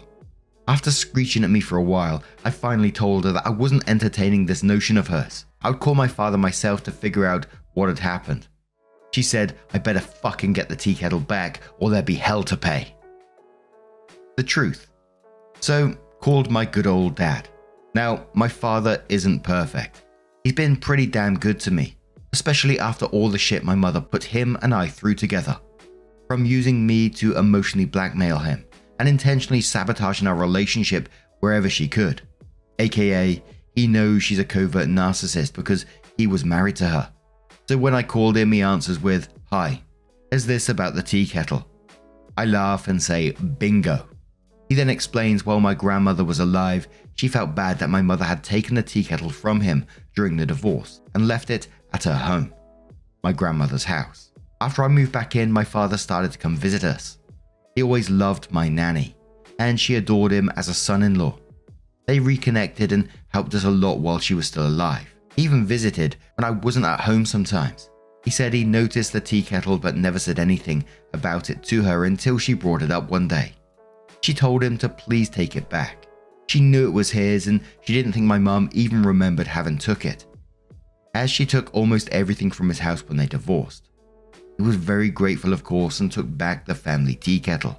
Fast forward to years later when my father was talking to a buddy about their divorces, and he was admitting that he finally got something back from her, even if it took almost 20 years. He had a laugh, but the friend's now ex-girlfriend was charmed by my mother and told her about the tea kettle being with my father. Boom! She called him and started calling him a thief, and that he knew that the tea kettle was her family's and had never been his. He just called her on her bullshit and said, well, hell, even if it didn't say my family name on it, possession is 9/10 of the law, blah blah. And on no uncertain terms let her know that she would not be getting it back, as it was his in the first place. She was livid. He was amused as she asked how the hell he got it in the first place. He explained my grandmother having gave it to him, but for some reason she fixated on it being my fault. I had to have been the one to give it back to him. I was the one who gave her family's tea kettle to her ex. Tiring story, isn't it? No, unnecessary and draining. Thinking that was when I realized I was done. The emancipation. So, having got the full story from my father, I was texting to my aunt and mother in our group chat and telling them. My mother continued to call me a dirty liar and nasty comments in the group chat in front of my aunt. Now, I am the most patient and understanding person, so while I really hate how my mother treated me, I would never call her out in front of anyone. I would always argue and debate behind closed doors and alone, as I didn't want to, 1, bring anyone else into the mess that was her abuse, and 2, she was still my mother, and I didn't want to embarrass her in front of anyone. I don't know what it was about this tea kettle that finally broke me, but that was the catalyst. But there were other things that made the tea kettle incident explode. While I had moved, my mother was still intent on having me move back into her home so I could take care of it until I inherit it from her one day. Yeah, right. So I tested her on this a few weeks before the tea kettle incident. If I wanted to move back, her conditions were that I would only have access to 1 bedroom. There's 3, but she and her husband are hoarders. By the way, his touch in this was allowing me to have access to the communal areas of the house. Isn't that so kind to allow me 1 bathroom and access to the kitchen and living room? They're a match made in hell. The reason I'd only have access to 1 bedroom was they miraculously put their home on the market and it was going to be sold. They were going to move from a 3-story mansion to a 3-bedroom cabin. So that's the reason she couldn't put the house in my name right away. I'd have to wait until they bought a new house. They would live in the cabin with me while the new home was being built and their old home sold. It's beyond insane, but this is how her mind works. I then told her, no thanks, I'm very happy spending way more money being in a thriving city and having my own home with 3 bedrooms. However, it struck me, my mother likes to lie. A lot. So much so that over the course of years, I was doing the hands-off approach. I'd record what she'd say and replay it to myself to remind me that I wasn't insane. Because, as I'm sure many of you know, gaslighting is a hell of a drug. This house lie was another provable story. There would be evidence if it was on the market. One of my buddies who grew up with me is a real estate agent. He hates my mother because how my mother treated his mum. So he gladly helped me look at all the listings as far back as a year ago. Supposedly she put her house up for sale about a month ago. He couldn't find anything about it. It's listed as not for sale anywhere, even as of today's writing. So boom, more concrete evidence of her lying. I'd recorded the conversation with her and her husband without her knowing it. Don't worry, I live in a one-party state. Because again, nothing comes without terms and conditions, and she likes to rewrite history. Back to the future. I'd recorded this conversation. I thought it's about time I do something different. If I'm thinking about going no contact, I might as well go out in a blazing hell, a righteous hellfire, right? While she was attempting to humiliate me in front of my aunt again, I spoke to my aunt in a separate message. I'm sorry if you're going to be upset with me, but this has been 41 years in the making and I'm done. She called me worried and I told her the truth. Finally, I let someone else hear the lie she told me. And in the group text, I post the real estate listings and how the home was not listed for sale anywhere. My mother started going into panic mode and was telling more lies about how it's not up yet because it was so new. I let her know that was a lie too, and it had been quite some time since she said she listed it. My aunt gasped, seeing her floundering for an explanation in the chat. I explained and she let me know. No matter what, she'd still love me and understood how after years of abuse, I'd finally had enough. The fallout. So, as a narc usually does, she went on a rampage and started to blacken my name to everyone in our family and in our hometown. Not a big deal, I don't really like my hometown. The few people I keep up with are lifelong pals. They know the private monster my mother can be versus the public persona most people get. But for years it had been building. I had a lot of proof. However, I was trying to allow her to behave and back off. I'd not answered her since the night I posted those listings to my aunt's group chat. But I was getting nasty messages from the flying monkeys about what a terrible daughter I am. I finally texted and let her know. Unless she backed down and stopped this campaign against me, I was going to do something to her for how she's poisoning my name and reputation. I knew from reading about narcissists that this was coming, so I prepared. When she didn't stop, and a preacher I'd never spoken to contacted me via Facebook to attempt to shame me into talking to her, I saw red. I did it. I went full scorched earth. I made a huge group chat with all of my contacts in my phone, all of our family, some of her friends, some of her ex-friends, her husband's family, his kids, many people in our community, the preacher who decided I was a horrible daughter, many who believed her lies. Most of these people had turned their backs on me anyways, so I didn't feel too bad when I sent them all the nasty things she'd said about them to me in texts, voicemails, and the phone recordings I had. I didn't realize how much I had saved, and all just to keep my own sanity with her gaslighting me. And I sent it all. At the end of it, with the story about the house being for sale, and the latest lie fest she had concocted shown. My father, who was also in the group chat, took a picture of the kettle. He asked in the chat, was this really worth it? Many of these people had also wronged him in the community due to the lies my mother spread about him after their divorce. He and I then left the group chat. The conclusion. Suffice to say, that ruffled many feathers of people. Many of them were upset how my mother had spoken about them. A lot of them blame me for being a horrible daughter, and some have apologized to me. I don't care about them. I care about the damage I finally inflicted on the woman who hurt me over and over again with no conscience.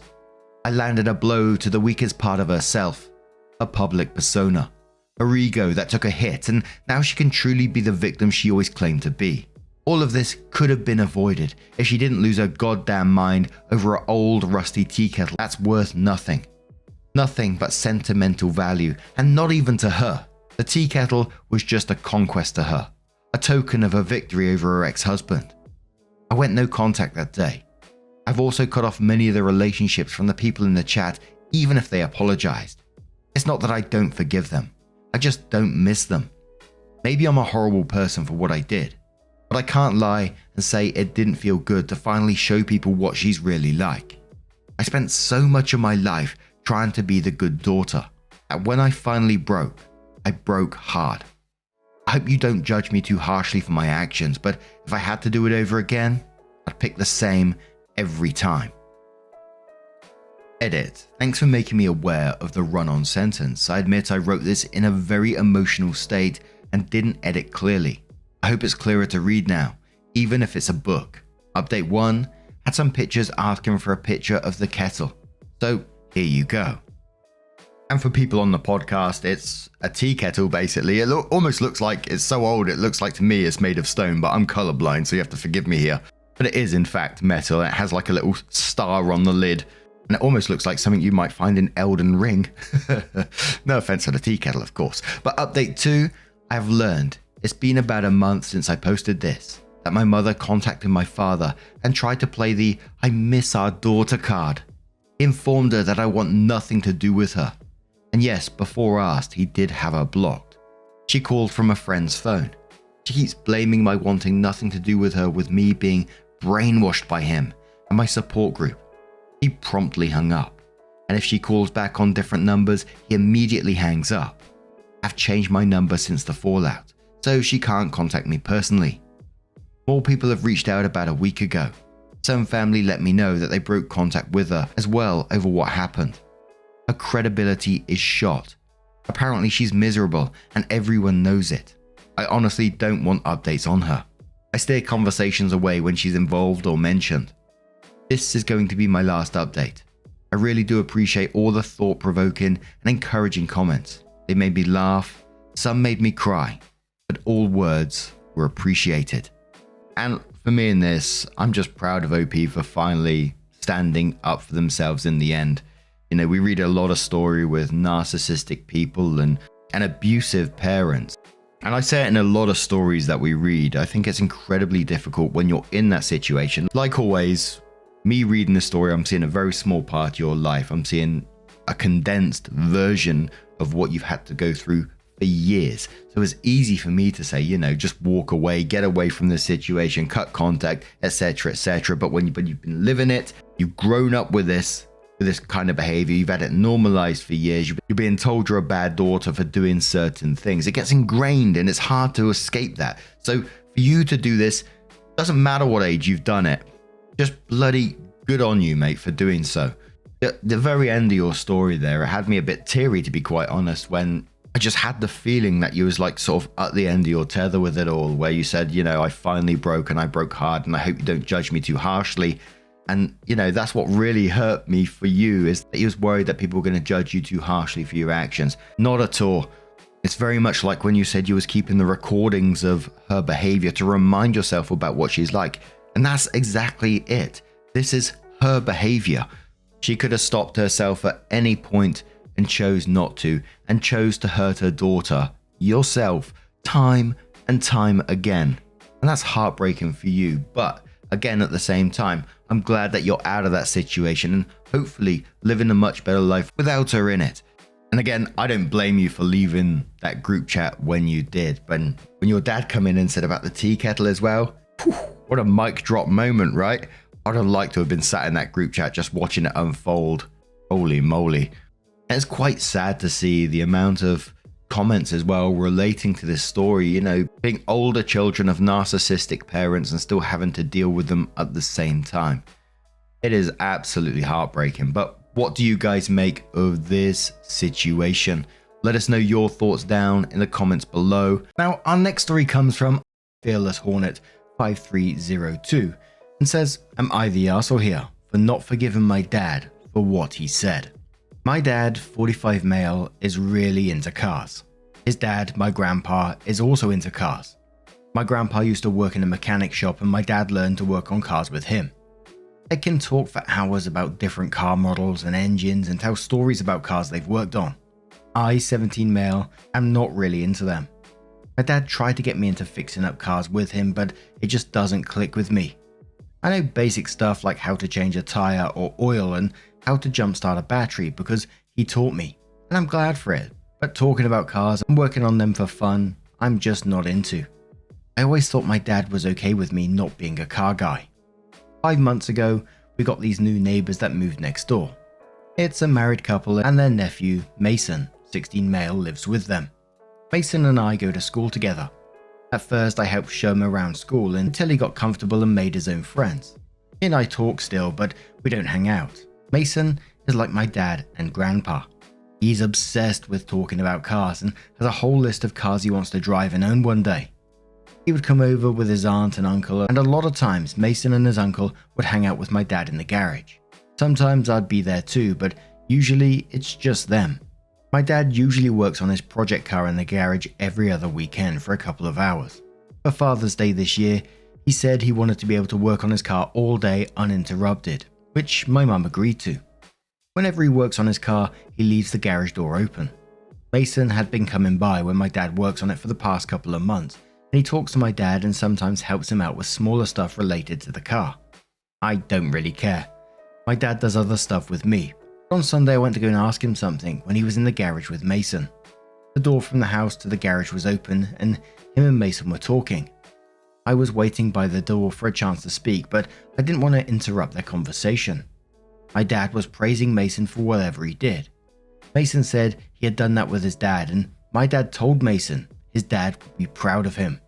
Then he said Mason is the kind of son that he wanted to have. I don't know why, but that really fucking hurt to hear. I never thought that me not being into cars was an issue for my dad. I knew he still loved me, but I guess it's not enough. I didn't say anything and just went back to my room. He doesn't know that I know what he said. I've been ignoring him since then. I still answer him when he asks me questions or tells me to do something, but I just don't want to talk to him just because anymore. Him and my mum, 43 female, have asked me if something is wrong, but I lie and say no. I thought they would just let it go, but a few days ago I messed up and told my older sister, 19 female, what happened because she kept asking. And now she's not talking to my dad either, and she's being a lot meaner to him about it. But I made her promise not to tell anyone the reason, so she's keeping her word. It's really tense in our house right now. My parents keep asking us why we're mad at our dad, but neither of us are answering. I don't know. I feel like maybe I should just let it go and go back to the way things were. I really don't want to though, when my dad is disappointed in who I am. Am I the arsehole here if I don't forgive my dad? Now, absolutely, I can't blame you for feeling the way you do. I can't imagine walking in and hearing those words. You know, it's something you can't take back. It's something like OP said themselves, it's going to fucking hurt to hear. That they want you to be someone else. And look, you don't owe him forgiveness if you don't want to give that. But part of me says that you should tell him that you did hear this, just so he knows how much those words did hurt. Again, you don't have to forgive him for it. This is simply the truth of what you've heard. Beck says, say, Dad, I get you're disappointed that I'm not into cars like you and Grandpa. It's just not my thing, but I do appreciate how you taught me the basics. But when I went to the garage to see you on Father's Day, I heard you tell Mason that he was the kind of son you wanted or wished you had. Do you have any idea how hurtful that is? On Father's Day, I got to hear my dad tell someone else that they were the type of kid he wanted. So yeah, I'm hurt. You said it so casually, and on Father's Day. Not the arsehole. Another commenter says not the arsehole for anything that you are feeling or not being able to forgive him. However, you should probably give him the chance to apologize and make amends for hurting you. From what you described, you know he never wanted to hurt you this way. He cares or he wouldn't be concerned about why you're upset. So give him the chance to make it up to you. He might mess it up, you know him better than I do, but you'll feel better about not being able to forgive him if he messes up again, or doesn't feel the need to apologize or make amends. If you don't feel comfortable taking it to him directly, start with your mom or request a session with a family therapist. Hope you reply saying I'm more upset at him saying it in the first place. Even if he felt that way, why couldn't he just keep that thought to himself? If I tell my mum, she's going to confront him. I know it. Commenter reply saying you're absolutely right to be upset. I didn't mean to downplay what he said and I'm sorry if I came off that way. Your father should be ashamed for even thinking such a thing, let alone voicing it. He owes you an apology and an attempt at making amends. As a member of a family, the only thing you owe him is communication. To be clear, that means you do not owe him forgiveness no matter how good his apology or amends are. If it was unforgivable to you, then it's unforgivable. But wouldn't you rather live in a world where your father found a way to make this okay? It might not be possible, but you can and, in my opinion, should give him the chance to try. OP responds saying you didn't downplay anything. To be honest, I'm just here to complain because I keep hearing what he said playing on a loop in my head. I don't know how he's supposed to make it okay. He can't make me unhear it. I understand what you're saying though, and thank you for taking the time to say it. The commenter replies saying he can't unsay anything. He can say and do a heck of a lot of stuff to replace that reoccurring thought with though.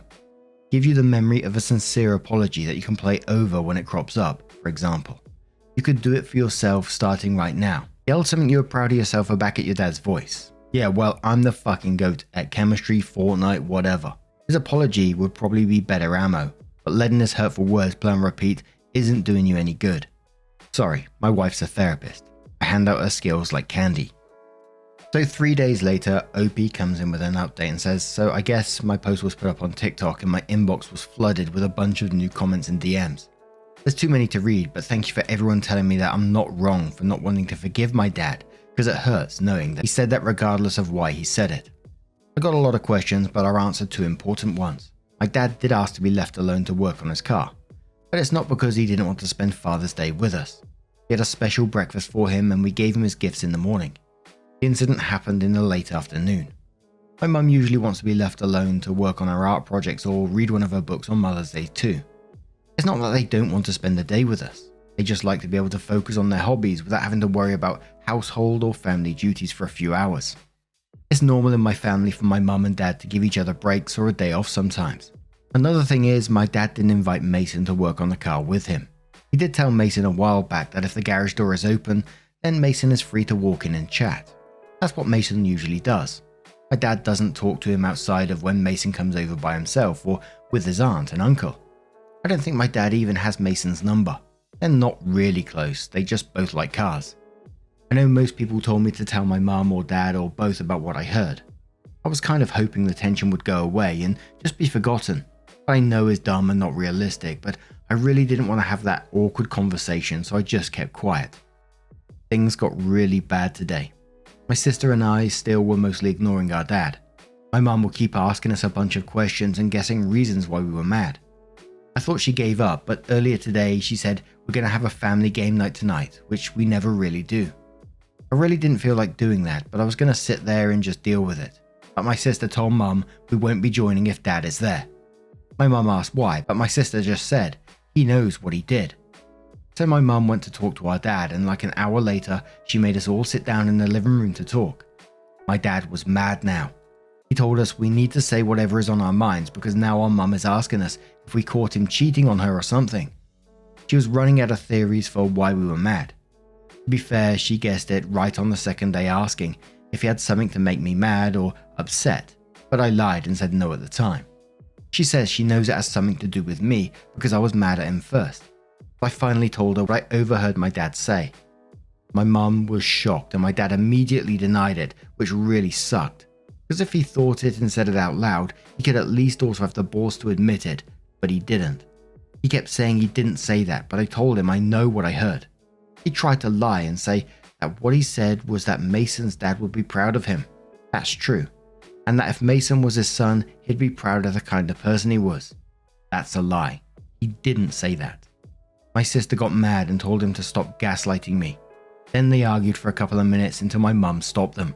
My mum asked me if I was sure what I heard and I said yes. I told her exactly what he said to Mason. Your dad would be proud of you. I know I would be. You're exactly the kind of son I wanted to have. I know that because I keep hearing my dad's voice saying it over and over in my head. I've been hearing it whenever I look at him since that day. And my mum turned to my dad and started yelling at him for saying that. So my dad finally admitted it, but said that I misunderstood him. He says he was trying to make Mason feel better because Mason was sad and kept talking about his dad that died because it was Father's Day. My dad wasn't trying to put me down or say that I was a disappointment to him.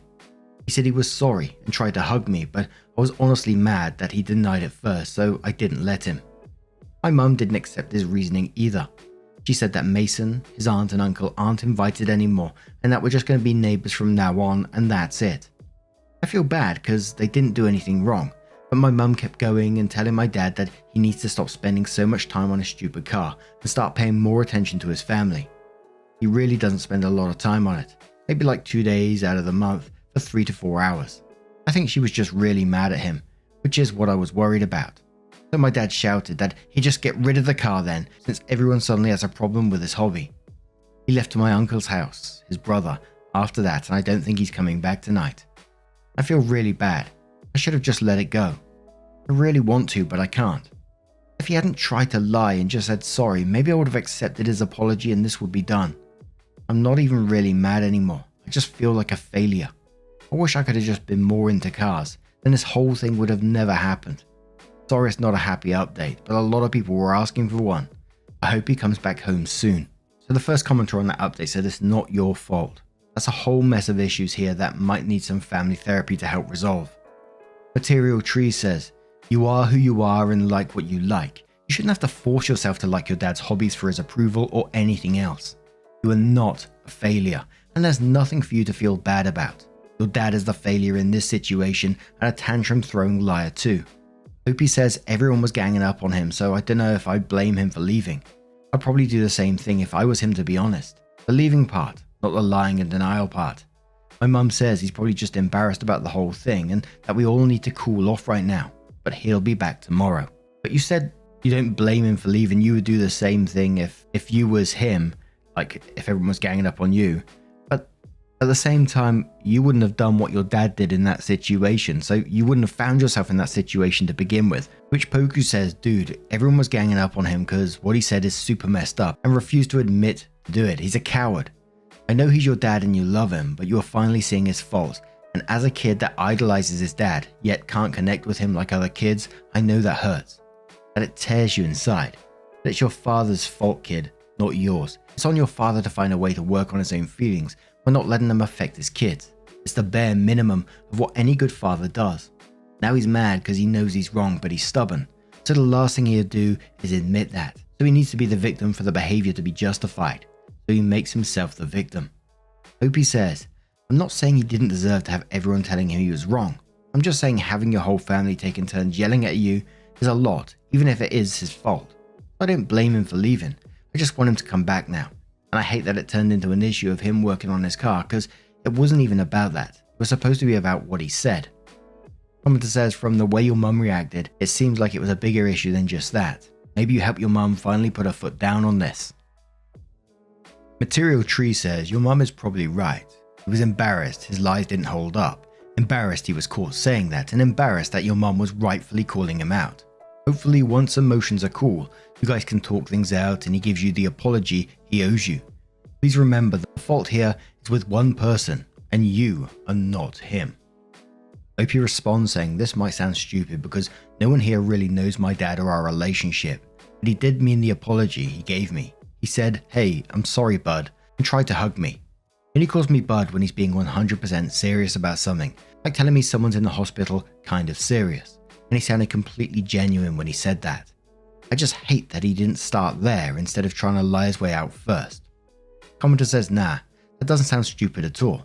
You know him and experienced him in that moment, so I do believe you.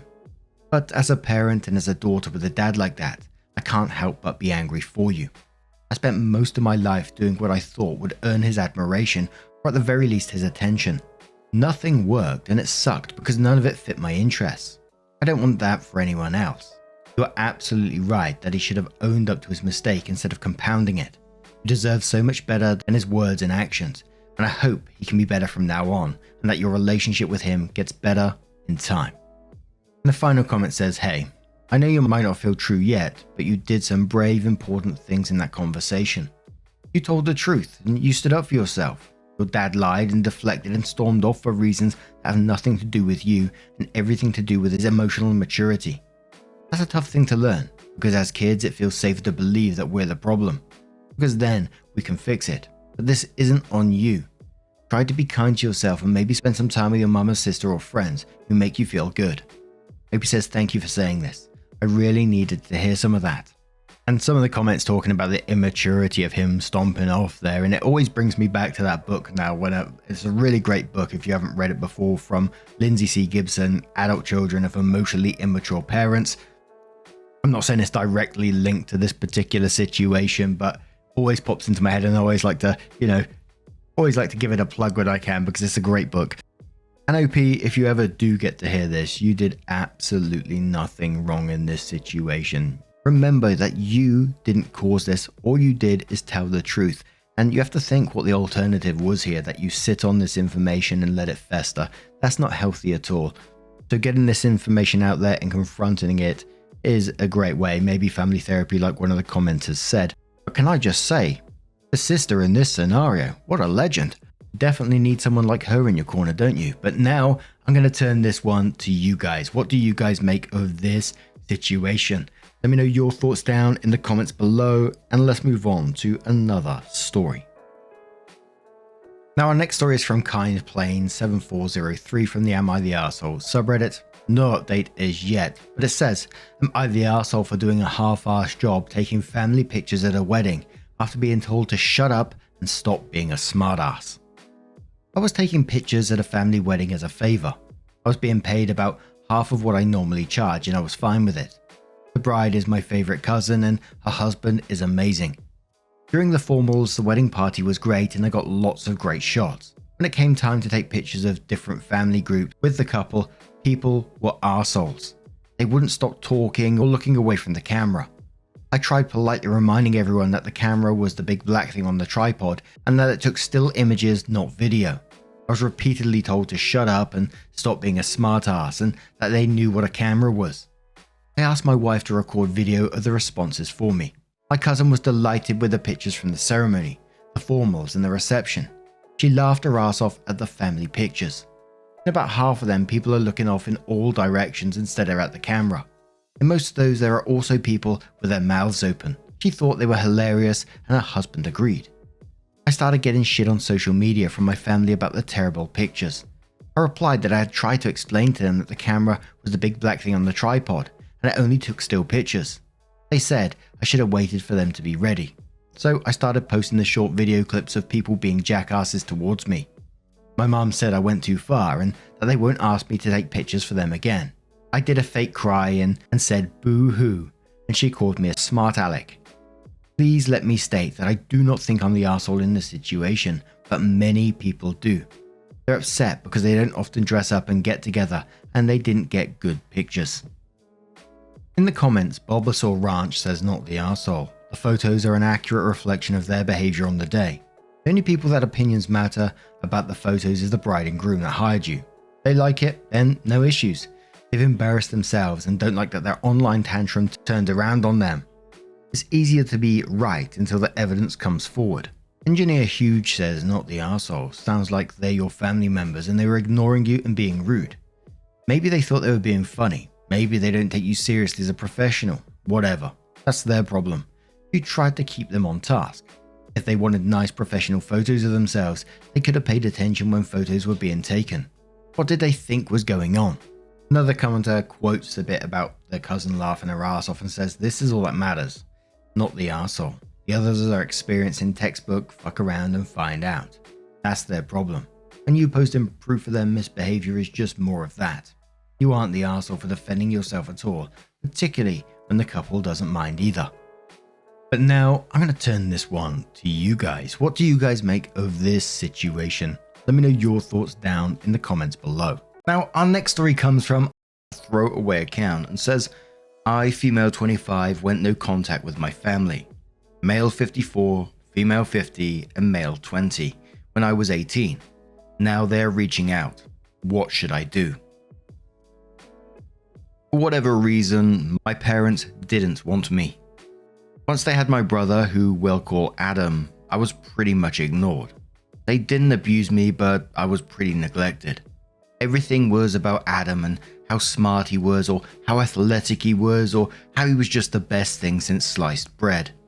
Then there's me, a pretty average kid who got decent grades, didn't play sports, wasn't super popular, and liked to read books. I can't tell you how many times I heard, why can't you be more like Adam? What made me cut off my family was when they didn't attend my high school graduation. Adam had gotten hurt that morning. A sprained ankle, I was eventually told, and our parents rushed him to the ER because he swore up and down he broke his leg. I only got one text from my mum telling me that they would make it up to me with a dinner to some family restaurant I mildly enjoyed. I was done after that. I'd been used to being neglected or forgotten about, but I thought they would at least attend my graduation. I moved out that summer to go live with my cousin, female 30, and her wife in Arizona. Then I blocked them and they haven't been in my life since. My family did try to get in contact with me after I left, but it was mostly just telling me I was a bad daughter and overly sensitive and didn't care about Adam. Years later, I still didn't have any contact with them. I'm now married to my husband John, male 26, who loves me and treats me like I matter. We also have a daughter, 2 female, that I love more than the world itself. I have a close-knit group of friends and a job that makes decent money that I enjoy. I'm not saying my life is perfect or a dream or anything, but it's definitely leagues better than my childhood. Which brings me to last week, when my cousin called to tell me they had a message from my parents and my brother. This isn't anything new, but the message itself was. Instead of the usual blame game, my cousin told me that they wanted to apologize for everything. With Father's Day coming up, they were hoping I could come down to visit with my family and we could have a discussion. I know most people would scream, "Don't, it's a trap, they want something from you." But I'm not so sure. For one thing, none of them have ever reached out to apologize for anything towards me, but I still have connections to my extended family, so I have info about my parents and Adam from them. None of them are sick or dying or need an organ. They're not in debt and need help with finances. My parents aren't hoping to retire and want to be supported. Adam doesn't need help with student loans. Scholarship kid. So it could be genuine. But at the same time, I don't know if I care enough to have a discussion. My life has been great without them, so why do I need them now? I wanted them as a kid, but not anymore. However, John says this could be a genuine olive branch since they never apologize.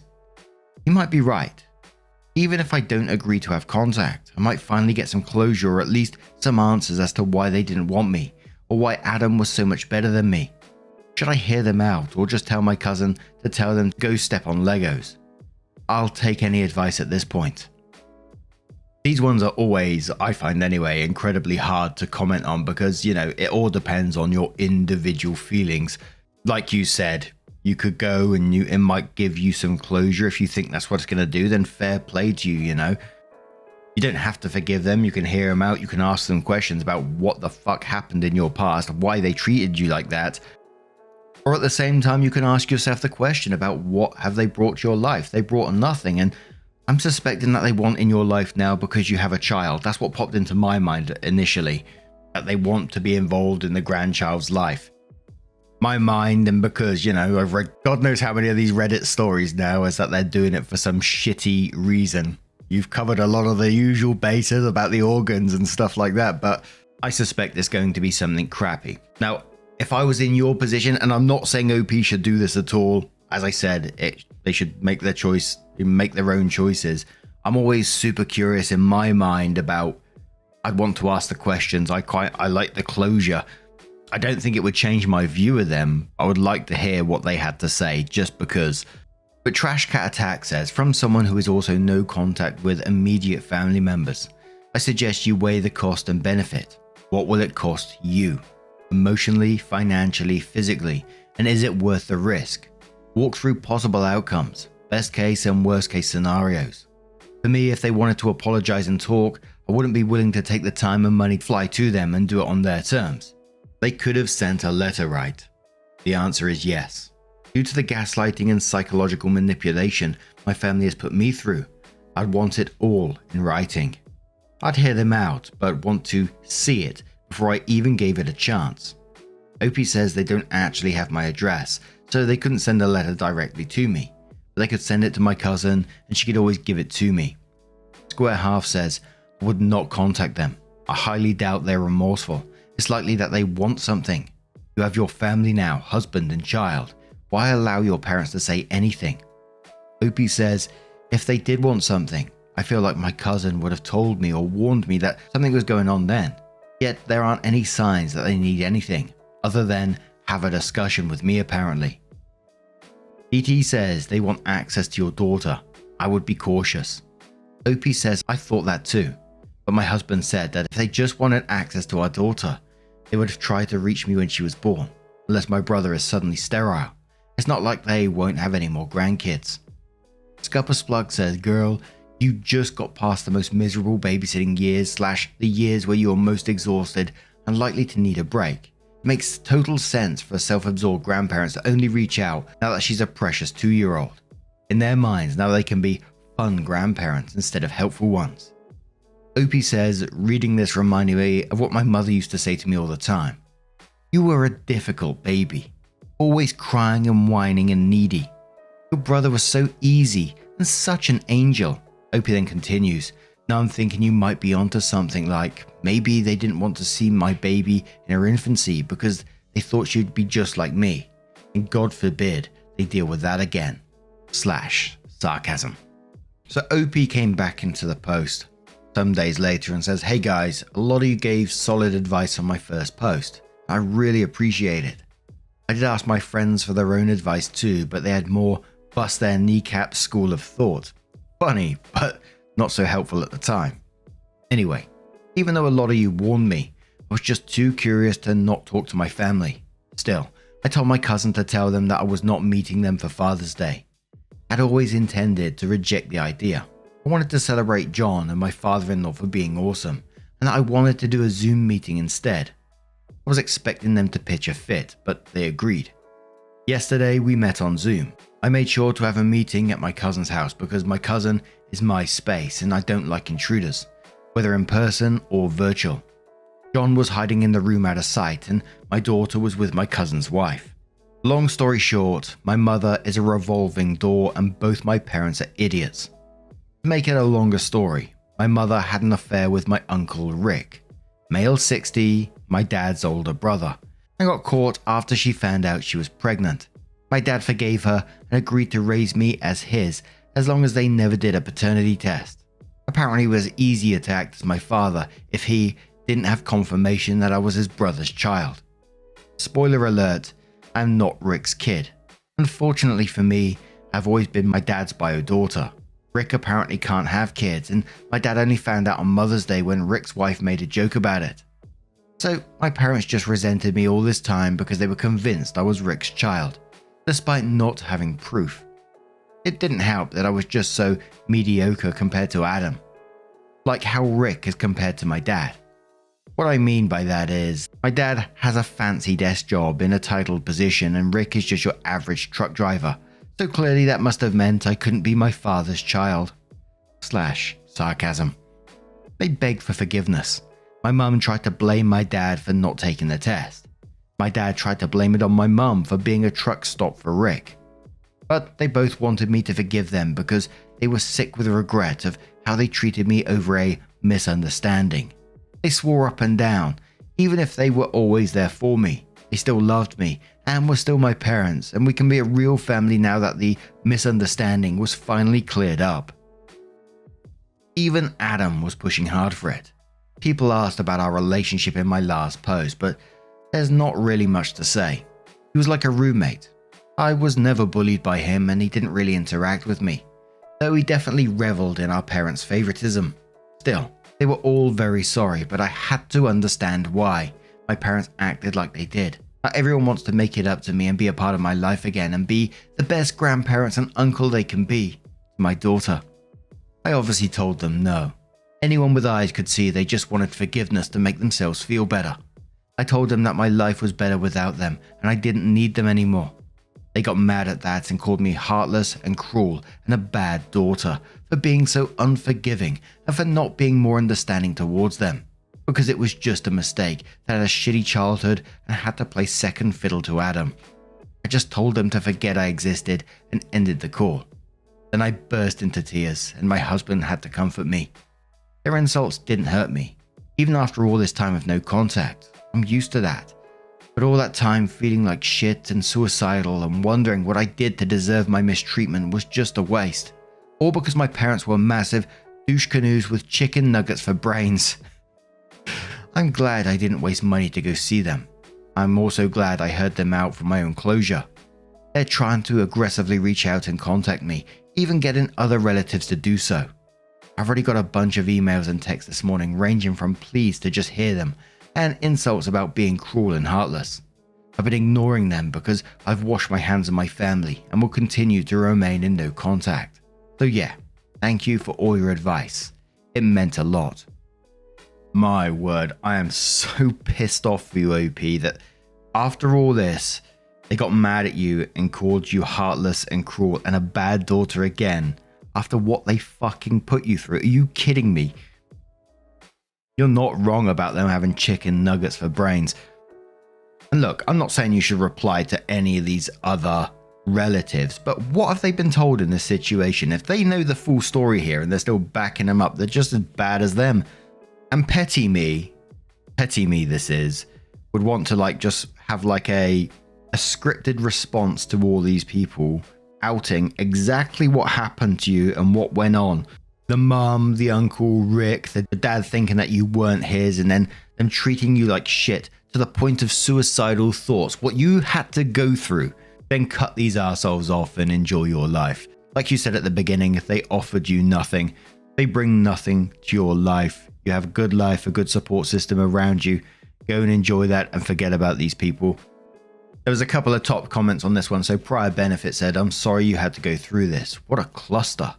Off Curious says, the audacity of saying you were so mediocre, clearly there was no way we'd ever think you're biologically dads, so really it's your own fault for being so mid. You owe them forgiveness and understanding because you suck too much to be treated well by your parents. You know what? At least you got an answer. It's a moronic answer, but it's an answer. Now you know that your family remains shit. Good for them. They have each other. Stay on course. You've clearly nothing to gain from mending fences, except being called too average to be some fancy, successful arsehole's kid. Melodramatic Mouse says, I kind of wonder if they ever did a paternity test on the golden child. That would be interesting and I bet possibly somewhat surprising. I think that if anyone wants to get a hold of OP in the future, she should demand one as a stipulation. It'd be hilarious if Adam ends up not being Dad's kid. Didn't even consider that. Holy moly. What do you guys make of this situation? Let us know your thoughts down in the comments below. And let's move on to another story. Now, our next story comes from the Entitled People subreddit. It does have an update as well from Kinda Deadly, who says, brother complains about family using his inherited summer cabin while staying at our home for free. It starts off, like grow up for fuck's sake, he's 40 and has no idea how to spend or save money. He's got dad's cabin worth 100,000 and is now bitching that we, the other siblings, got money, 10,000, and he wants cash too, to buy a new guitar because he still thinks he can make it big in music. Lol, no. Meanwhile, spending hundreds on designer clothes for his teen son, who he often yells and cusses at. He stays with us many weekends when he has band practice in our town, because our terminally ill mum lives with us and wants him by. And because I'm the scapegoat who was just ready to buy a house with my husband when dad died 2 years ago. And mum has been dying for years now. Well, she's kicking cancer and inviting my arsehole brother over every chance she gets. We, my family, haven't even used the cabin once since dad passed, and I know mum still pays a lot towards it. But I'm getting very mildly infuriated about my golden child brother and narcissistic mother. I've decided to ban him from here since his last stupid outburst. No more visits here without his wife, who I adore, and kids. It really sucks having to live with your narcissistic mum who so obviously favors your brother, so can't live with him. She can't live with him because obviously he doesn't want that, nor can he afford the money or time. Plus it seems his marriage is failing soon too. So Helpful Hour says to OP, you don't have to live with your narcissistic mother, who so obviously favors your brother. They made you the scapegoat growing up, and that's a shitty thing for parents to do. But you don't have to spend your whole life in that role. OP says that's so fucked. It wasn't supposed to be this long because she was told by doctors she might only have weeks like 3 years ago. And again, maybe a year ago. but she won't let anyone else into these appointments, so who knows now. But I can't toss her out without becoming an arsehole myself. I think she's living on for spite, lol. Sorry for my dark humour, but now it seems like a hole I dug myself into. But it's mostly my brother that this post was about anyway. And if I'm being straight up, I didn't want to say it straight away after the post because it seemed like a really shitty thing to say. You've already said how much of a narcissist she is. She just said this so she can live with you and keeps coming up, oh yeah, making out she's going for an appointment. Oh yeah, the doctor's saying, oh, it's not long now, and just stringing you along so you continue to care for her in this way.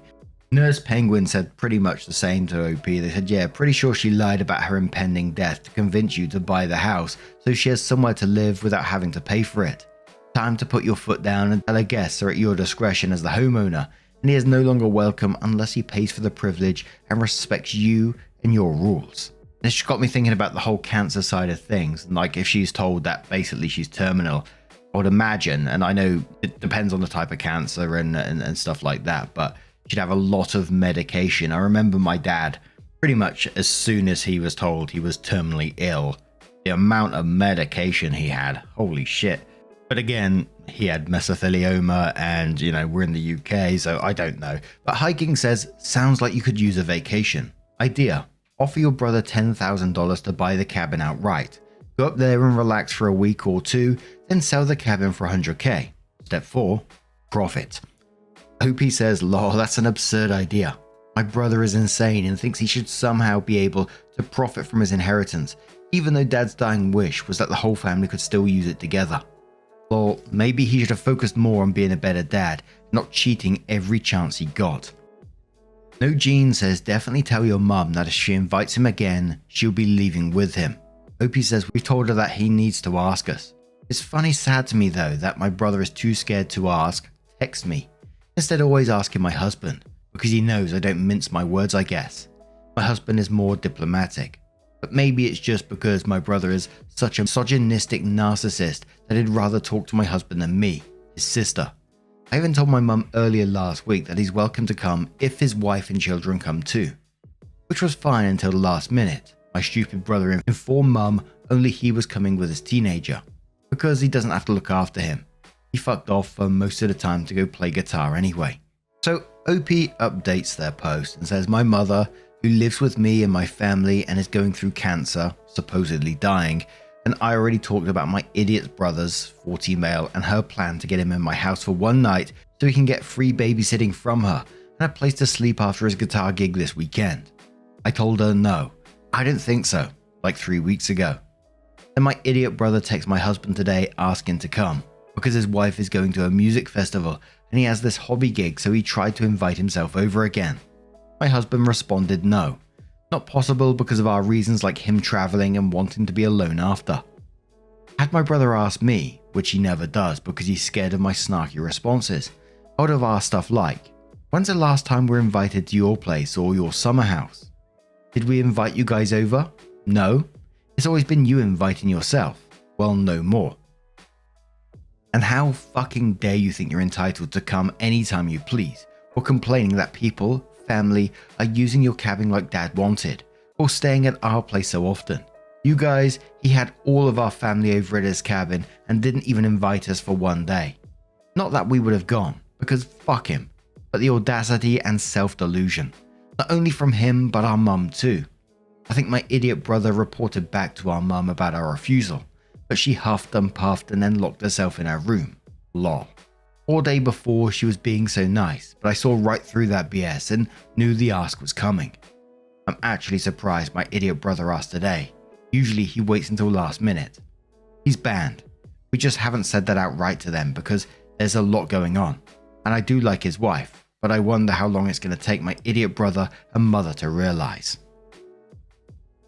So some people were questioning OP about the extended family going to the cabin and ignoring OP. OP said he invited all the other siblings and their whatevers and mum. Not sure who else. Just like Dad's funeral, where my family sat together and excluded me and my family to sit in the far end corner. Man, I'm getting angrier by the minute thinking back on all the BS.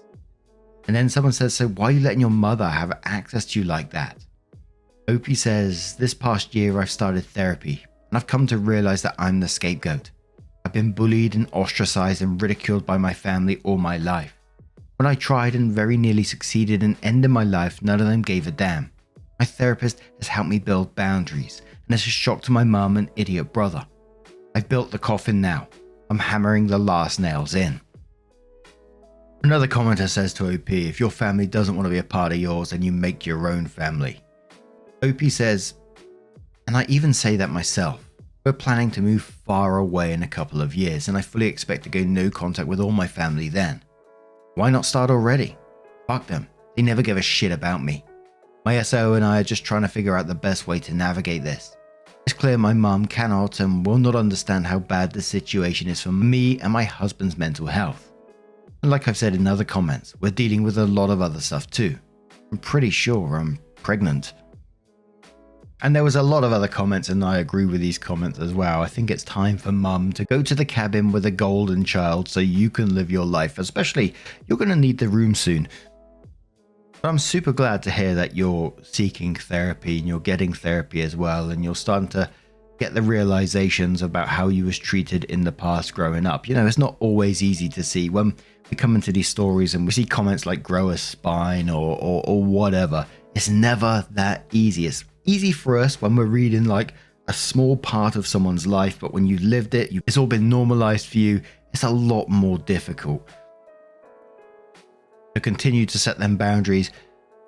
Ship her off with her golden child son if I was you. And I really do wish you all the best for you and your family, OP. Much love. But now I'm going to turn this one to you guys. What do you guys make of this situation? Let me know your thoughts down in the comments below. Now, our next story comes from throwaway account and says, my boyfriend quit his job without telling me, and now he refuses to look for another job. I'm tired of paying for everything. My boyfriend, 33 male, quit his job last year without telling me. Only found out 2 days before the rent was due. We split everything 50-50 when I asked him for his part of the rent. When I asked, he simply told me he quit because he was tired of working at that place. Since then, I've been paying for everything, including rent, food, gas, and bills, and anything else he needs. I had to work 2 jobs while going to school for a while. It was hard. But I finally finished school a couple of months ago and I found my dream job. I make enough to live comfortably, even take care of my boyfriend and still have money for saving. However, I still want him to get a job to support himself because I think as an adult, he needs a job. I feel like he relies on me too much and he thinks since my job pays well, he doesn't have a reason to work. He always says things like, you make good money now, so maybe you could buy me my dream car, or you should open a business for me to run. It bothers me a lot. I don't mind supporting my partner financially if there's a legit reason that prevents him from working, but it's not the case. He spends most of his time playing games, meeting up with friends, or just at home watching movies. I still have to do all the chores and take care of our dogs. His family thinks that he's been working to take care of me so that I can finish school, which is not true. Now they think I was able to finish school and got a good job all because of him. I don't even want to explain to them. I just want him to get a job and have a future. When I tried to talk to him, he told me I'm not supportive, and now that I have a good job, I look down on him. What should I do? Is it even worth to try and talk some sense into him? I don't want to start dating at this age, but I feel like I can't keep doing this. Edit. Many people asked why him? Why I stayed for years? What did I see in him? So I just want to answer it here. We started off pretty normal. We split everything 50-50. I had no problem with that. But throughout the years, he started showing his true self. I was in school and school was the most important thing to me at that point. So I invested all my time and energy into it. I was in a PhD program, so I had a stipend around 30k a year, which was enough for myself but not for 2 people. After he quit his job, I was very stressed out, but I had to focus on school and try to do everything I could to survive. I didn't have time to really think about my personal life, and I also didn't want to go through any changes in life, so I just let it be. In addition, he guilt trips me a lot, so I feel bad for him. But now that I have a stable job, I have time to really think about my future. I don't see myself being with him long term. I don't think it would be easy as, hey, let's break up, because I know he wouldn't let go that easy. But I'll start planning to get out. Maybe ask some friends for support. His name is not on the lease, so I'll stay where I am and he'll have to move. I think it's like you said in this one, OP, if there was a specific reason why he wasn't, maybe he's going through some mental health stuff, which even if that was the case, he needs to deal with that himself. But I think you would have supported him through that. But it sounds like he's literally just taking and never planning to give anything back. And that brings the question, what is your future looking like right now? It sounds like he'd be quite happy to continue to do this for the foreseeable future, that he's quite happy as if you're paying everything, doing all the chores, and, it's just disrespectful to you, isn't it? And you said to yourself about you don't want to start dating again, but there is an alternative of just not dating for a little while at least. But certainly don't play into this sunk cost fallacy stuff. You're certainly getting nothing beneficial from this relationship at the moment, so why bother basically? A commenter says, you break up with him. He's not a partner, he's a freaking leech. Stop trying to control him and control what you can. Break up, kick him out, / move out. Find someone worthy of you. Another commenter says, wow, you leave. You don't have a boyfriend, you have a dependent. Of course he's not getting a job. Why would he? You have proven to him that he doesn't need to because he's got a sugar mama. Him saying that you look down on him is manipulation. He wants you to feel bad. Supportive of what? Him sitting around playing games? Leave. Dating can actually be fun. You can't want this for the rest of your life. Opie responded to that and says, I did feel bad when he said that, and he does that all the time. Every time I bring up something, he would start talking about how miserable his life is and how I just make it worse. I admit that I stay till now because I feel bad. And no, I don't want this for the rest of my life. I will move on and hopefully find someone who cares. Another commenter says you work 2 jobs while in school to support someone who happily sits on their ass and not contributing, not even cleaning or caring for the pets. Why? Why have you accepted this? And the worst part is, he lets his family think he's supporting you. So he actually has enough sense to know that what he's doing is frowned upon. You don't want to start dating at this age. You mean 31. So you'd rather be 31 taking care of a stay-at-home boyfriend who contributes literally nothing. How is that a better outlook at 31? Opie says, I think it's because I was too busy figuring out my life and trying to do everything I could to survive. All I did was working and going to school. I didn't really have time to think about my personal life. Now that I have a stable job, I have to think about my life more, and I need to end this and take care of myself. To be honest, I'm not even sure how to date anymore, but I guess I'll try and hopefully be able to find someone. And one more comment which says, when he tries to make you feel bad by saying that you look down on him for not having a job because you have a good job, your reply needs to be, yes I do, because you are lazy and using me. Don't be afraid to call him out for what he is, because I promise you, he will never change, because he is very happy not working and having you pay for everything. As for dating, don't even worry about dating if you kick him to the curb. Your life will be so much better as a single person than it is currently. You'll have more money, more freedom, less stress, and you'll wonder why you stayed with him for so long. You may feel like you're too old to start dating again when you are ready. You are not. It's better to leave him now and have time to be alone, then find someone better. And believe me, you deserve so much better. And to wait another 10 years. If you stay, in 10 years' time, you'll be even more unhappy, with no savings, with a lazy boyfriend who uses you for money. You'll be wishing that you'd left now so you could have spent the last 10 years being happy and saving your money. So Opie came in with her first update 2 months later and said, it's been 2 months since I posted about my situation on this sub, and I just wanted to give you an update on how things went after I made that post. Before I go into the details, I just want to say I really appreciate everyone here. After I resolved everything, I occasionally would go back to my original post and read the comments to remind myself that I've done the right thing. After posting on here, I went home from work that day and asked my friends to come over but stay in the parking lot while I sort things out with my now ex-boyfriend. Before I could even start the conversation, he told me his friend got a new car recently and how I should get him a car since I can afford it.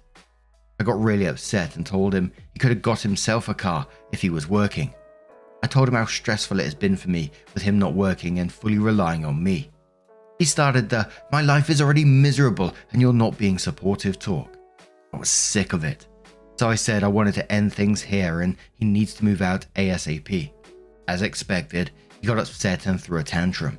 He was yelling, throwing stuff around, and when he realized I was being dead serious, he started threatening to hit and kill my dogs. I jumped in between him and the dogs to stop him from harming them.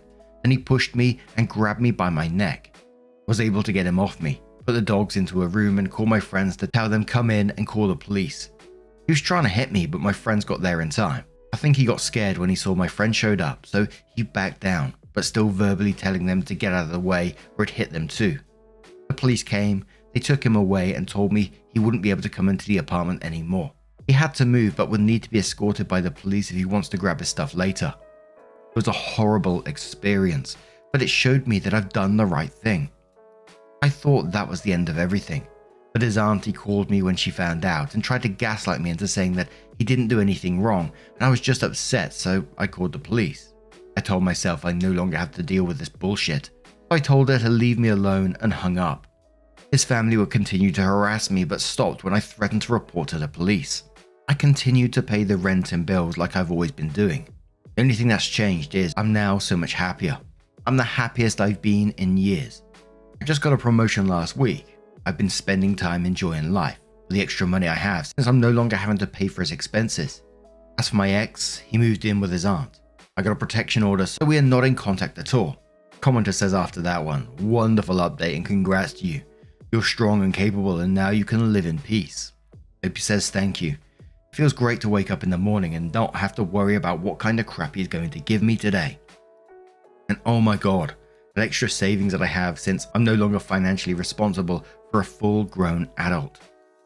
And there was a lot of other useful information for the OP in the comments below that post. Stuff like changing locks, potentially having cameras, because let's face it, the behavior he's shown and how quickly that escalated shows what he's capable of.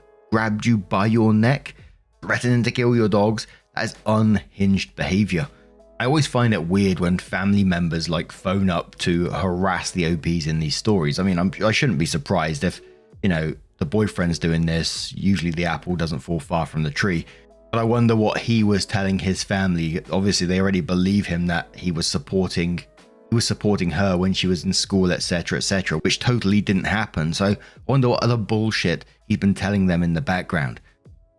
But OP came in a year later and says, it's been a year since I called the police on my ex-boyfriend after he hurt me and threatened to hurt my dogs. I hope the same thing doesn't happen to anyone. But if you're currently in a similar relationship, I hope this post will help you realize good things will come after you stand up for yourself. After my ex was taken by the police, I dealt with some harassment from his family, but they eventually left me alone. I moved closer to my job and basically a different city that's 30 minutes away from my old apartment. I took some time to heal and went on vacations by myself. It was great. I finally looked forward to coming home and spend time with my dogs. One of them passed away from cancer a couple of months ago. About 6 months after the incident, I met someone.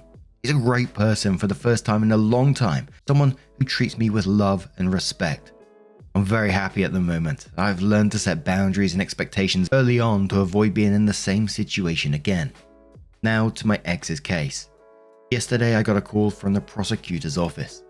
To be honest, I totally forgot about the case and I thought there's nothing else to follow up on. But they called to inform me that they'd be pressing charges and asked if I'd be okay to testify. I said yes. It'd be hard for me to go to court and talk about the incident if he's right there, because even though I've completely moved on with my life, I can still feel the fear when I heard about the case. I'm somewhat still traumatized by the whole thing, but I think he needs to be responsible for his actions, especially after his auntie tried to defend his actions by blaming me. It really sucks that I have to go through all of that to end a toxic and abusive relationship. But I got out somewhat safely and I can't imagine what my life would be if I stayed. It was a hard time, but it's worth it. Things are definitely better and I'm surrounded by people who truly love and appreciate me. Simple and little things in my life truly make me happy.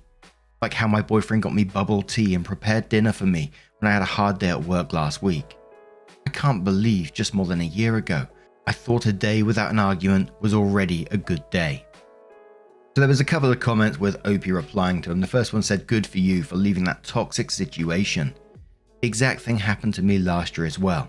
I was in a relationship with a toxic ex, and I finally stood up for myself and ended the relationship. We had to live together until we figured out the living situation, since unfortunately both our names were on the lease. The way I got out was by calling the police after he swung a sound bar at me. I'm still traumatized about this to this day. I'm in therapy for the things he did and said to me.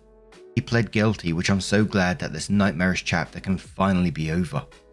OP responded saying, "I'm glad that you're able to get out before things got worse. It's a very traumatizing experience, but therapy does help. Hope you have a good support system and are around people who care about you and understand your experience." Another commenter says, "Hey OP, thank you for sharing an update.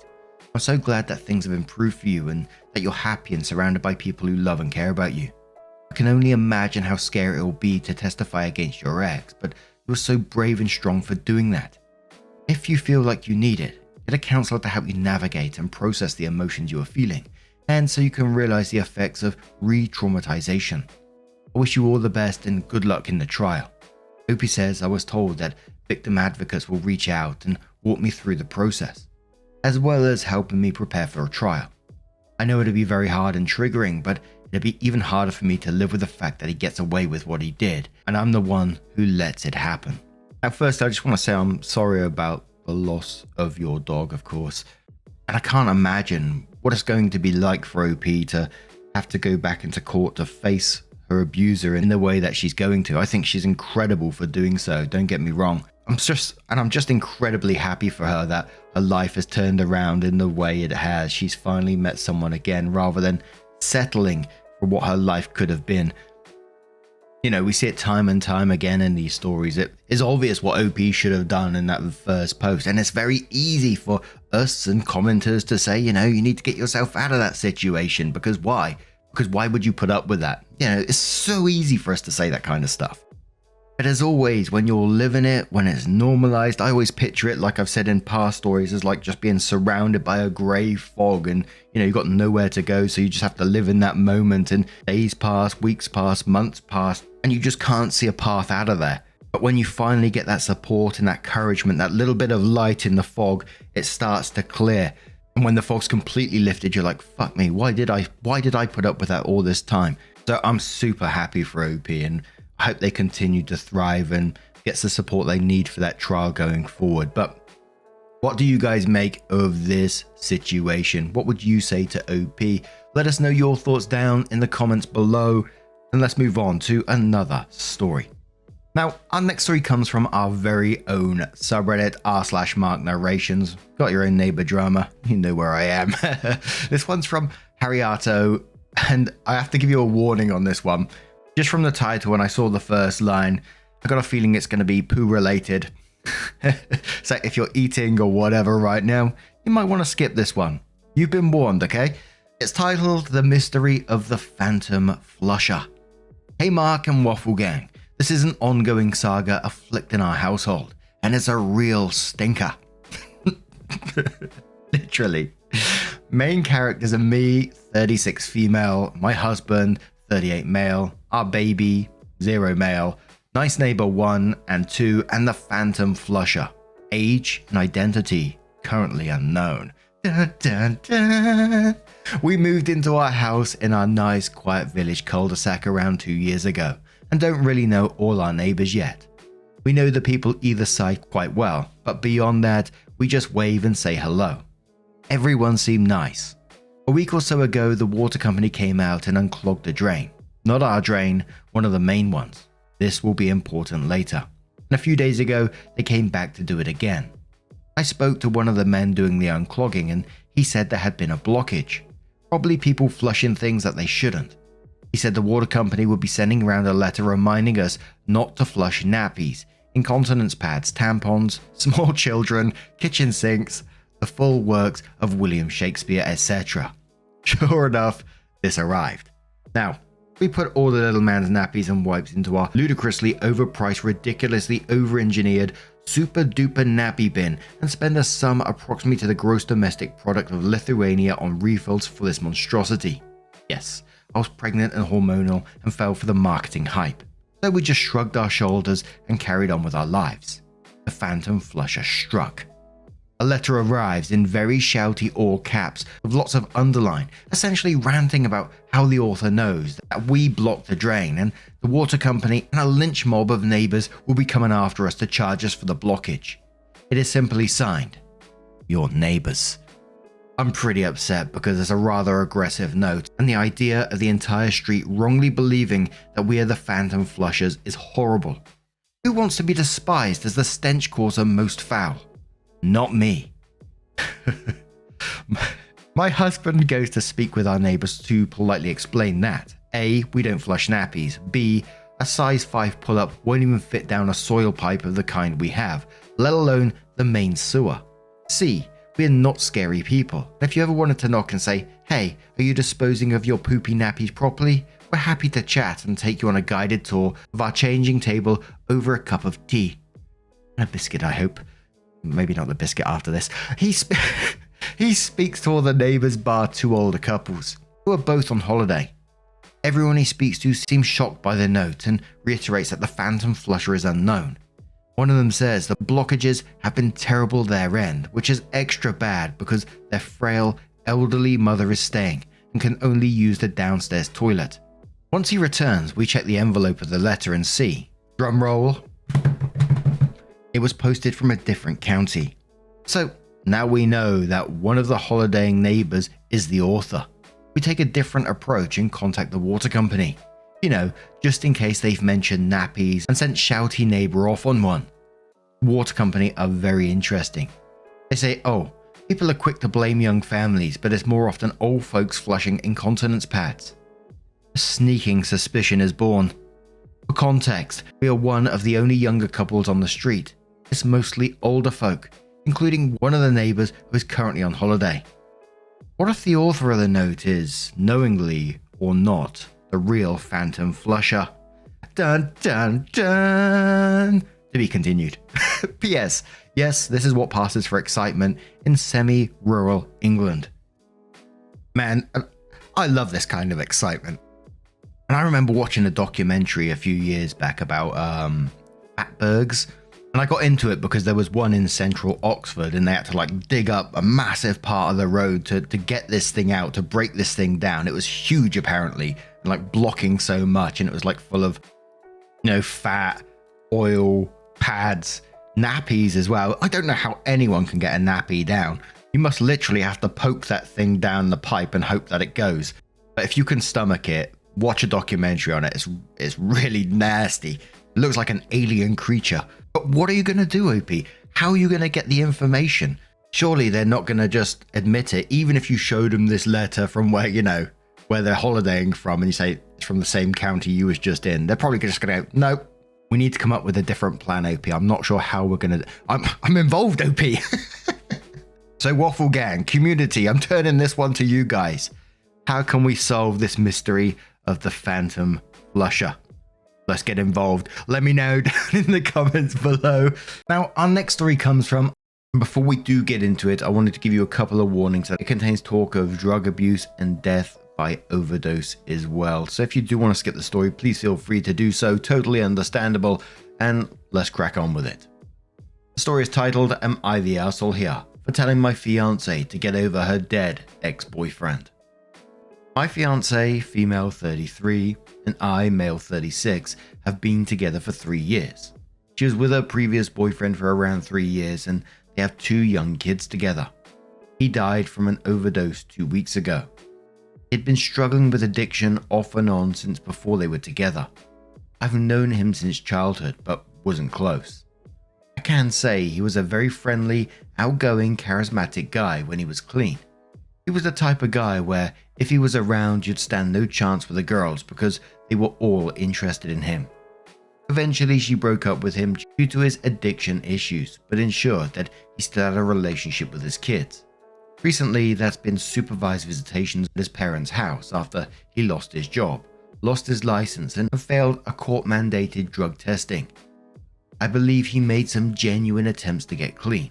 He was trying. I wanted him to succeed because I've always thought he was a good guy and his kids deserve that version of him. I became the stable day-to-day father figure, which I willingly took on, but respected that he was their dad and that they loved him. Since he died, she's been a mess. Yesterday, she stayed in bed all day before sitting outside at night crying for at least an hour. Today is Father's Day, and she practically woke up crying. I know she's not just sad that he's gone, but she's sad for her kids. I know it was devastating for her to have to tell her two very young children that their dad was dead. She's been moping around for 2 weeks, crying non-stop, calling off work. I told her she really needs to snap out of it. She told me, I love him so much. He was the love of my life, and I'll never love anyone that much. I guess that was the last straw for me, and I told her to get over him or I'm out. I'm not going to be second in her heart after a dead guy she hasn't even been in a relationship with for years. She told me I'm not being empathetic and I have no tact. I'm an arsehole, and he was never that mean to her regardless of what was going on. Yeah, it's easy to not be an arsehole when you're strung out on heroin or stay drunk 24/7 and are the happy type of drunk. Am I the arsehole here for telling her to get over him and that I won't stick around if she's still in love with him / sees him as the love of her life / says she won't ever love anyone else like that again? I really want to know if this was an arsehole thing to say or ultimatum to give. Now for me, straight away coming off of that, and this might be a hot take, so I'm going to be very interested in the comments on this one, but if I was with someone who said, I love him so much, he was the love of my life, and I'll never love anyone that much, that would fuck me up. There's no two ways about it. I know in my head that would mess me up. And like I always say in stories when you lose someone, grief does weird things to people, and she may have just said that in the heat of the moment, but she still said it, and I believe that she means it. And don't get me wrong, of course it's going to hurt her. She did love him regardless. But as soon as I read that line, and it's always easy for me to say reading it, but I was like, no, I wouldn't want to be someone's number two. But the first commenter comes in and quotes saying, I know she's not just sad that he's gone, but she's sad for her kids. I know it was devastating for her to have to tell her two very young children that their dad was dead. And then says, I'll be honest with you. I was leaning heavily to her side after reading this because it's true. Kids that age can't understand, and dealing with the genuine questions from the kids would be heartbreaking, especially after it having been only 2 weeks. And quotes again saying, she told me I love him so much. He was the love of my life, and I'll never love anyone that much. The commenter continues, but then I read that. Probably an utterance without thinking about it. Probably an emotional outburst, but I'm 100% certain it's honest. That right there is the game changer. Let's recognize the truth here. You were only ever going to be a placeholder for the chance she could get back with him. If he got clean, she'd have dropped your ass and gone back. Find someone on her side of the family dependable enough to ensure the kids are okay, and then get out. Don't ever settle for being second best in love unless it's the children you've chosen to raise as your own, be they yours or not. End the relationship cleanly and quickly, legally if necessary, but get out, get away, and get on with your life. Not the arsehole. Best of luck, my friend. Opie responded saying, I'm certain she was being honest too. She hasn't even tried to backtrack or deny it. Before she actually said it with words, I found her repeatedly kissing his picture and this bracelet he gave her.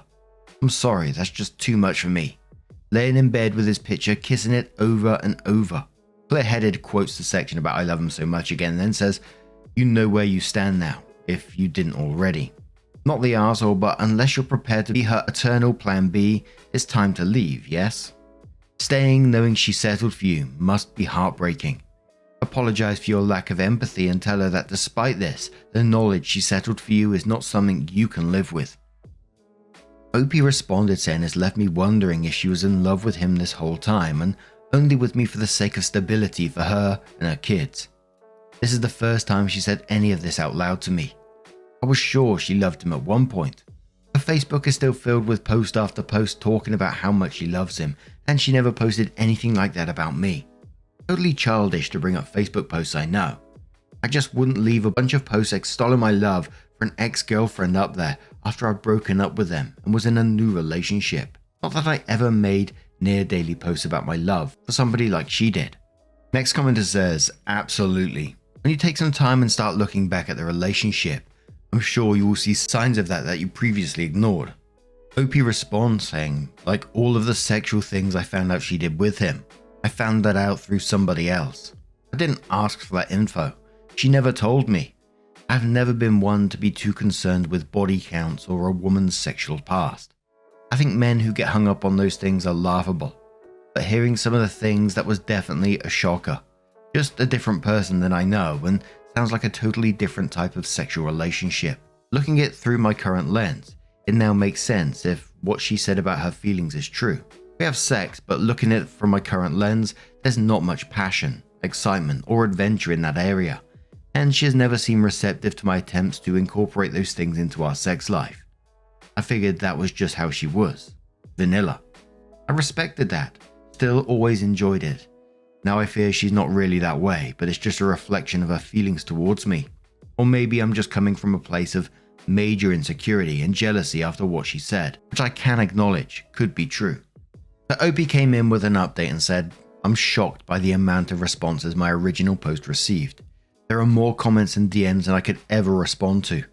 I'm still not sure if the consensus was that I was the arsehole or not. Although the post said that he was not the arsehole, but doesn't really matter. It ended up just being more useful for me to vent in a way I didn't know I needed to. I honestly don't know if this can be a long-term relationship for me moving forward. I'm going to do my best to be understanding and supportive to a degree. I've decided to try and help her connect with a grief counselor or maybe a therapist in general and see how willing she is to work through all of this. Hope she is willing for herself and her kids.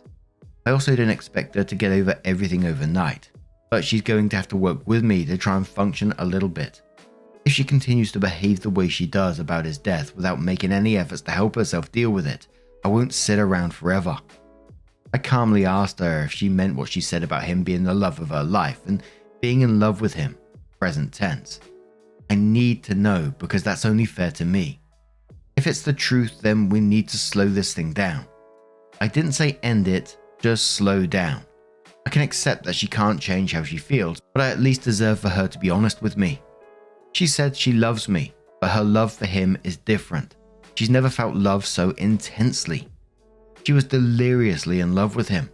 She's never felt that way for any other man, before or since, and she can't guarantee that she ever will again. He will always be her number one, and she knows how crazy that sounds given all of his problems. She said maybe being with him and dealing with his issues and the heartbreak has made her heart closed off now.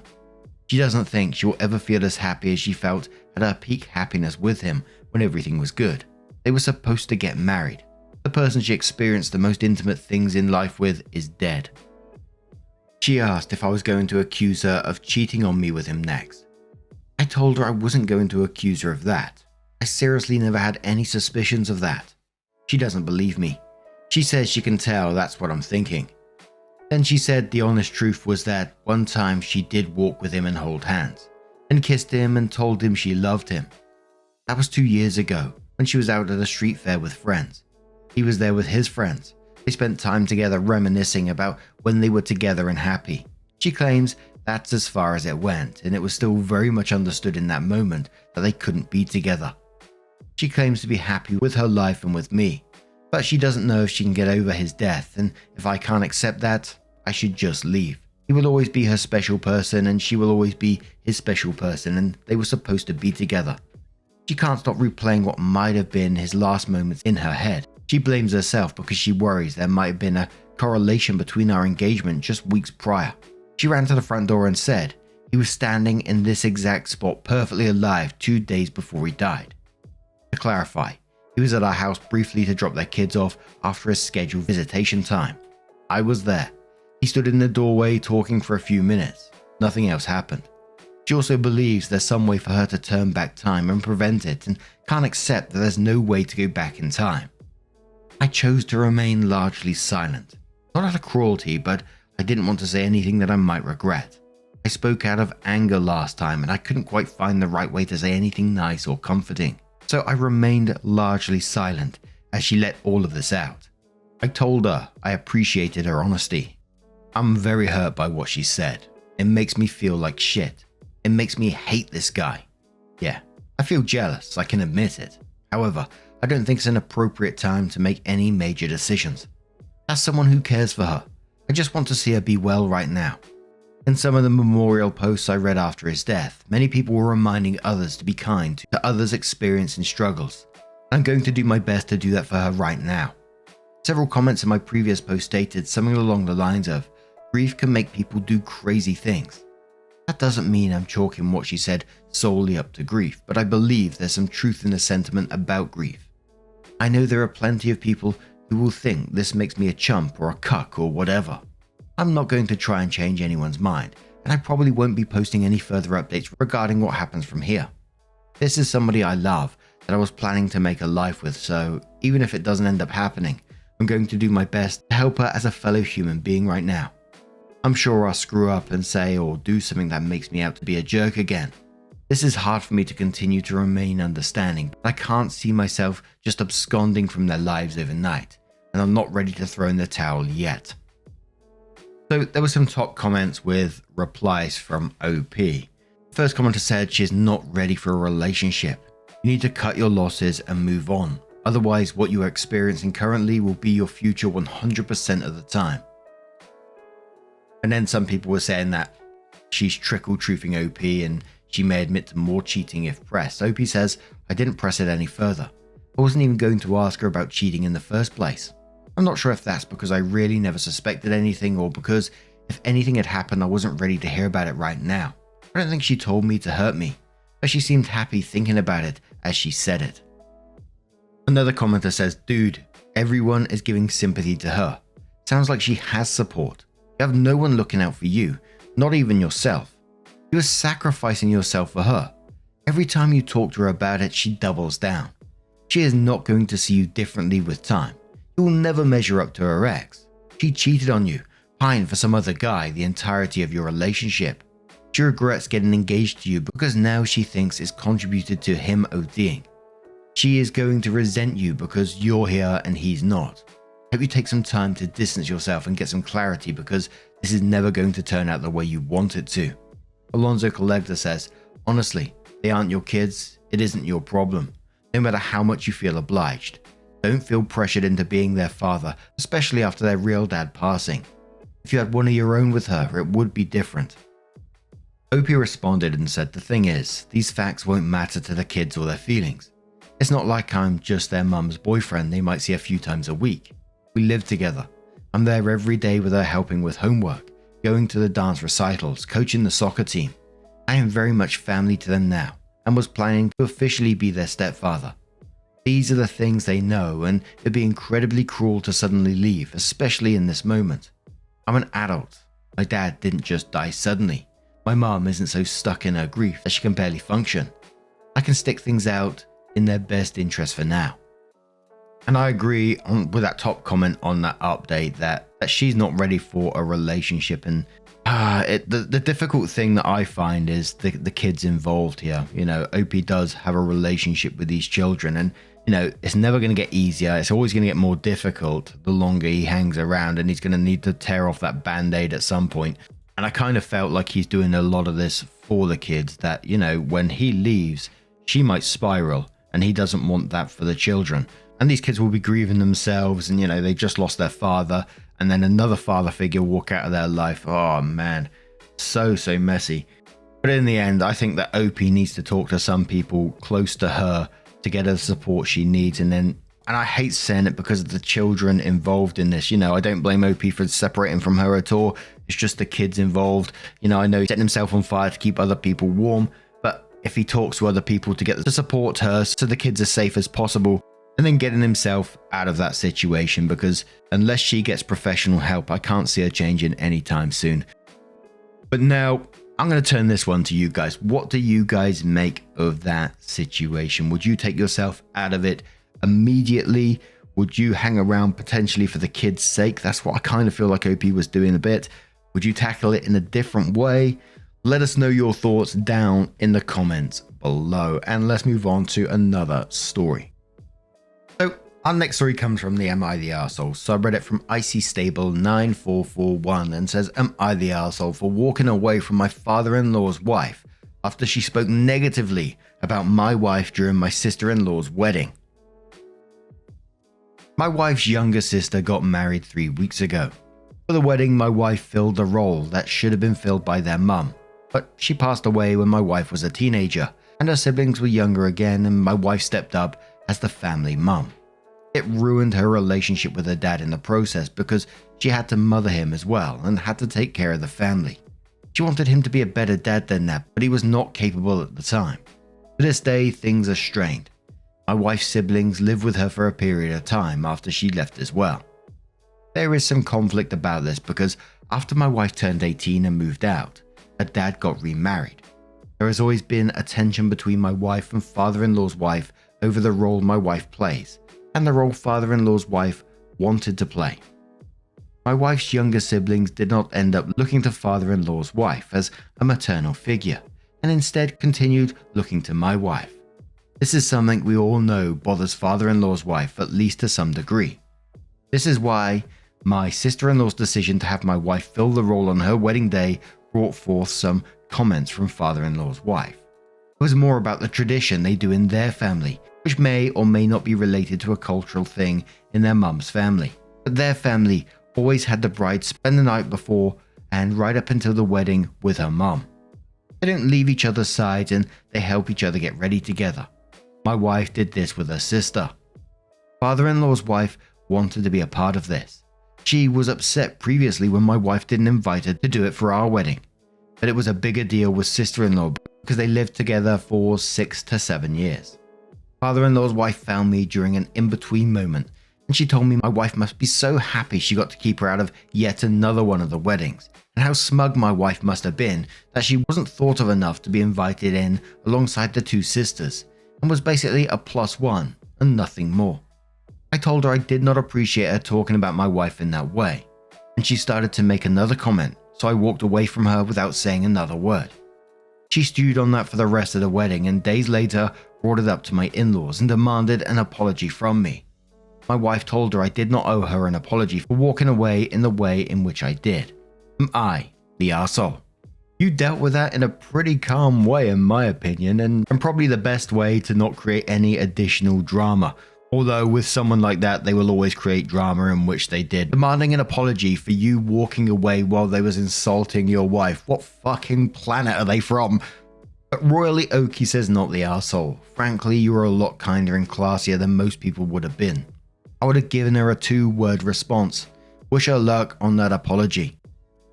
Exquisite Boobs says, not the arsehole. I walked away because I didn't want to tell you to fuck off. I suspect you would have started screeching if I did, and I didn't want you to ruin the wedding day.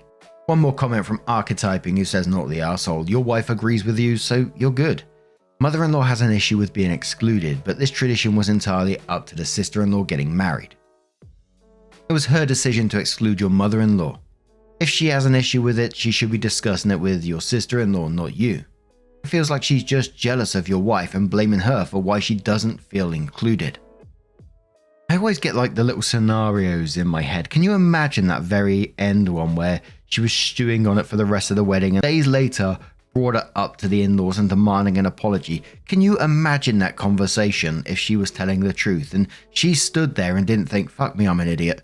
Like I said, if she told the truth and she was telling the in-laws like, I was having a go about his wife and he just walked away from me. How dare he? I want an apology. I mean, what kind of batshit logic is that?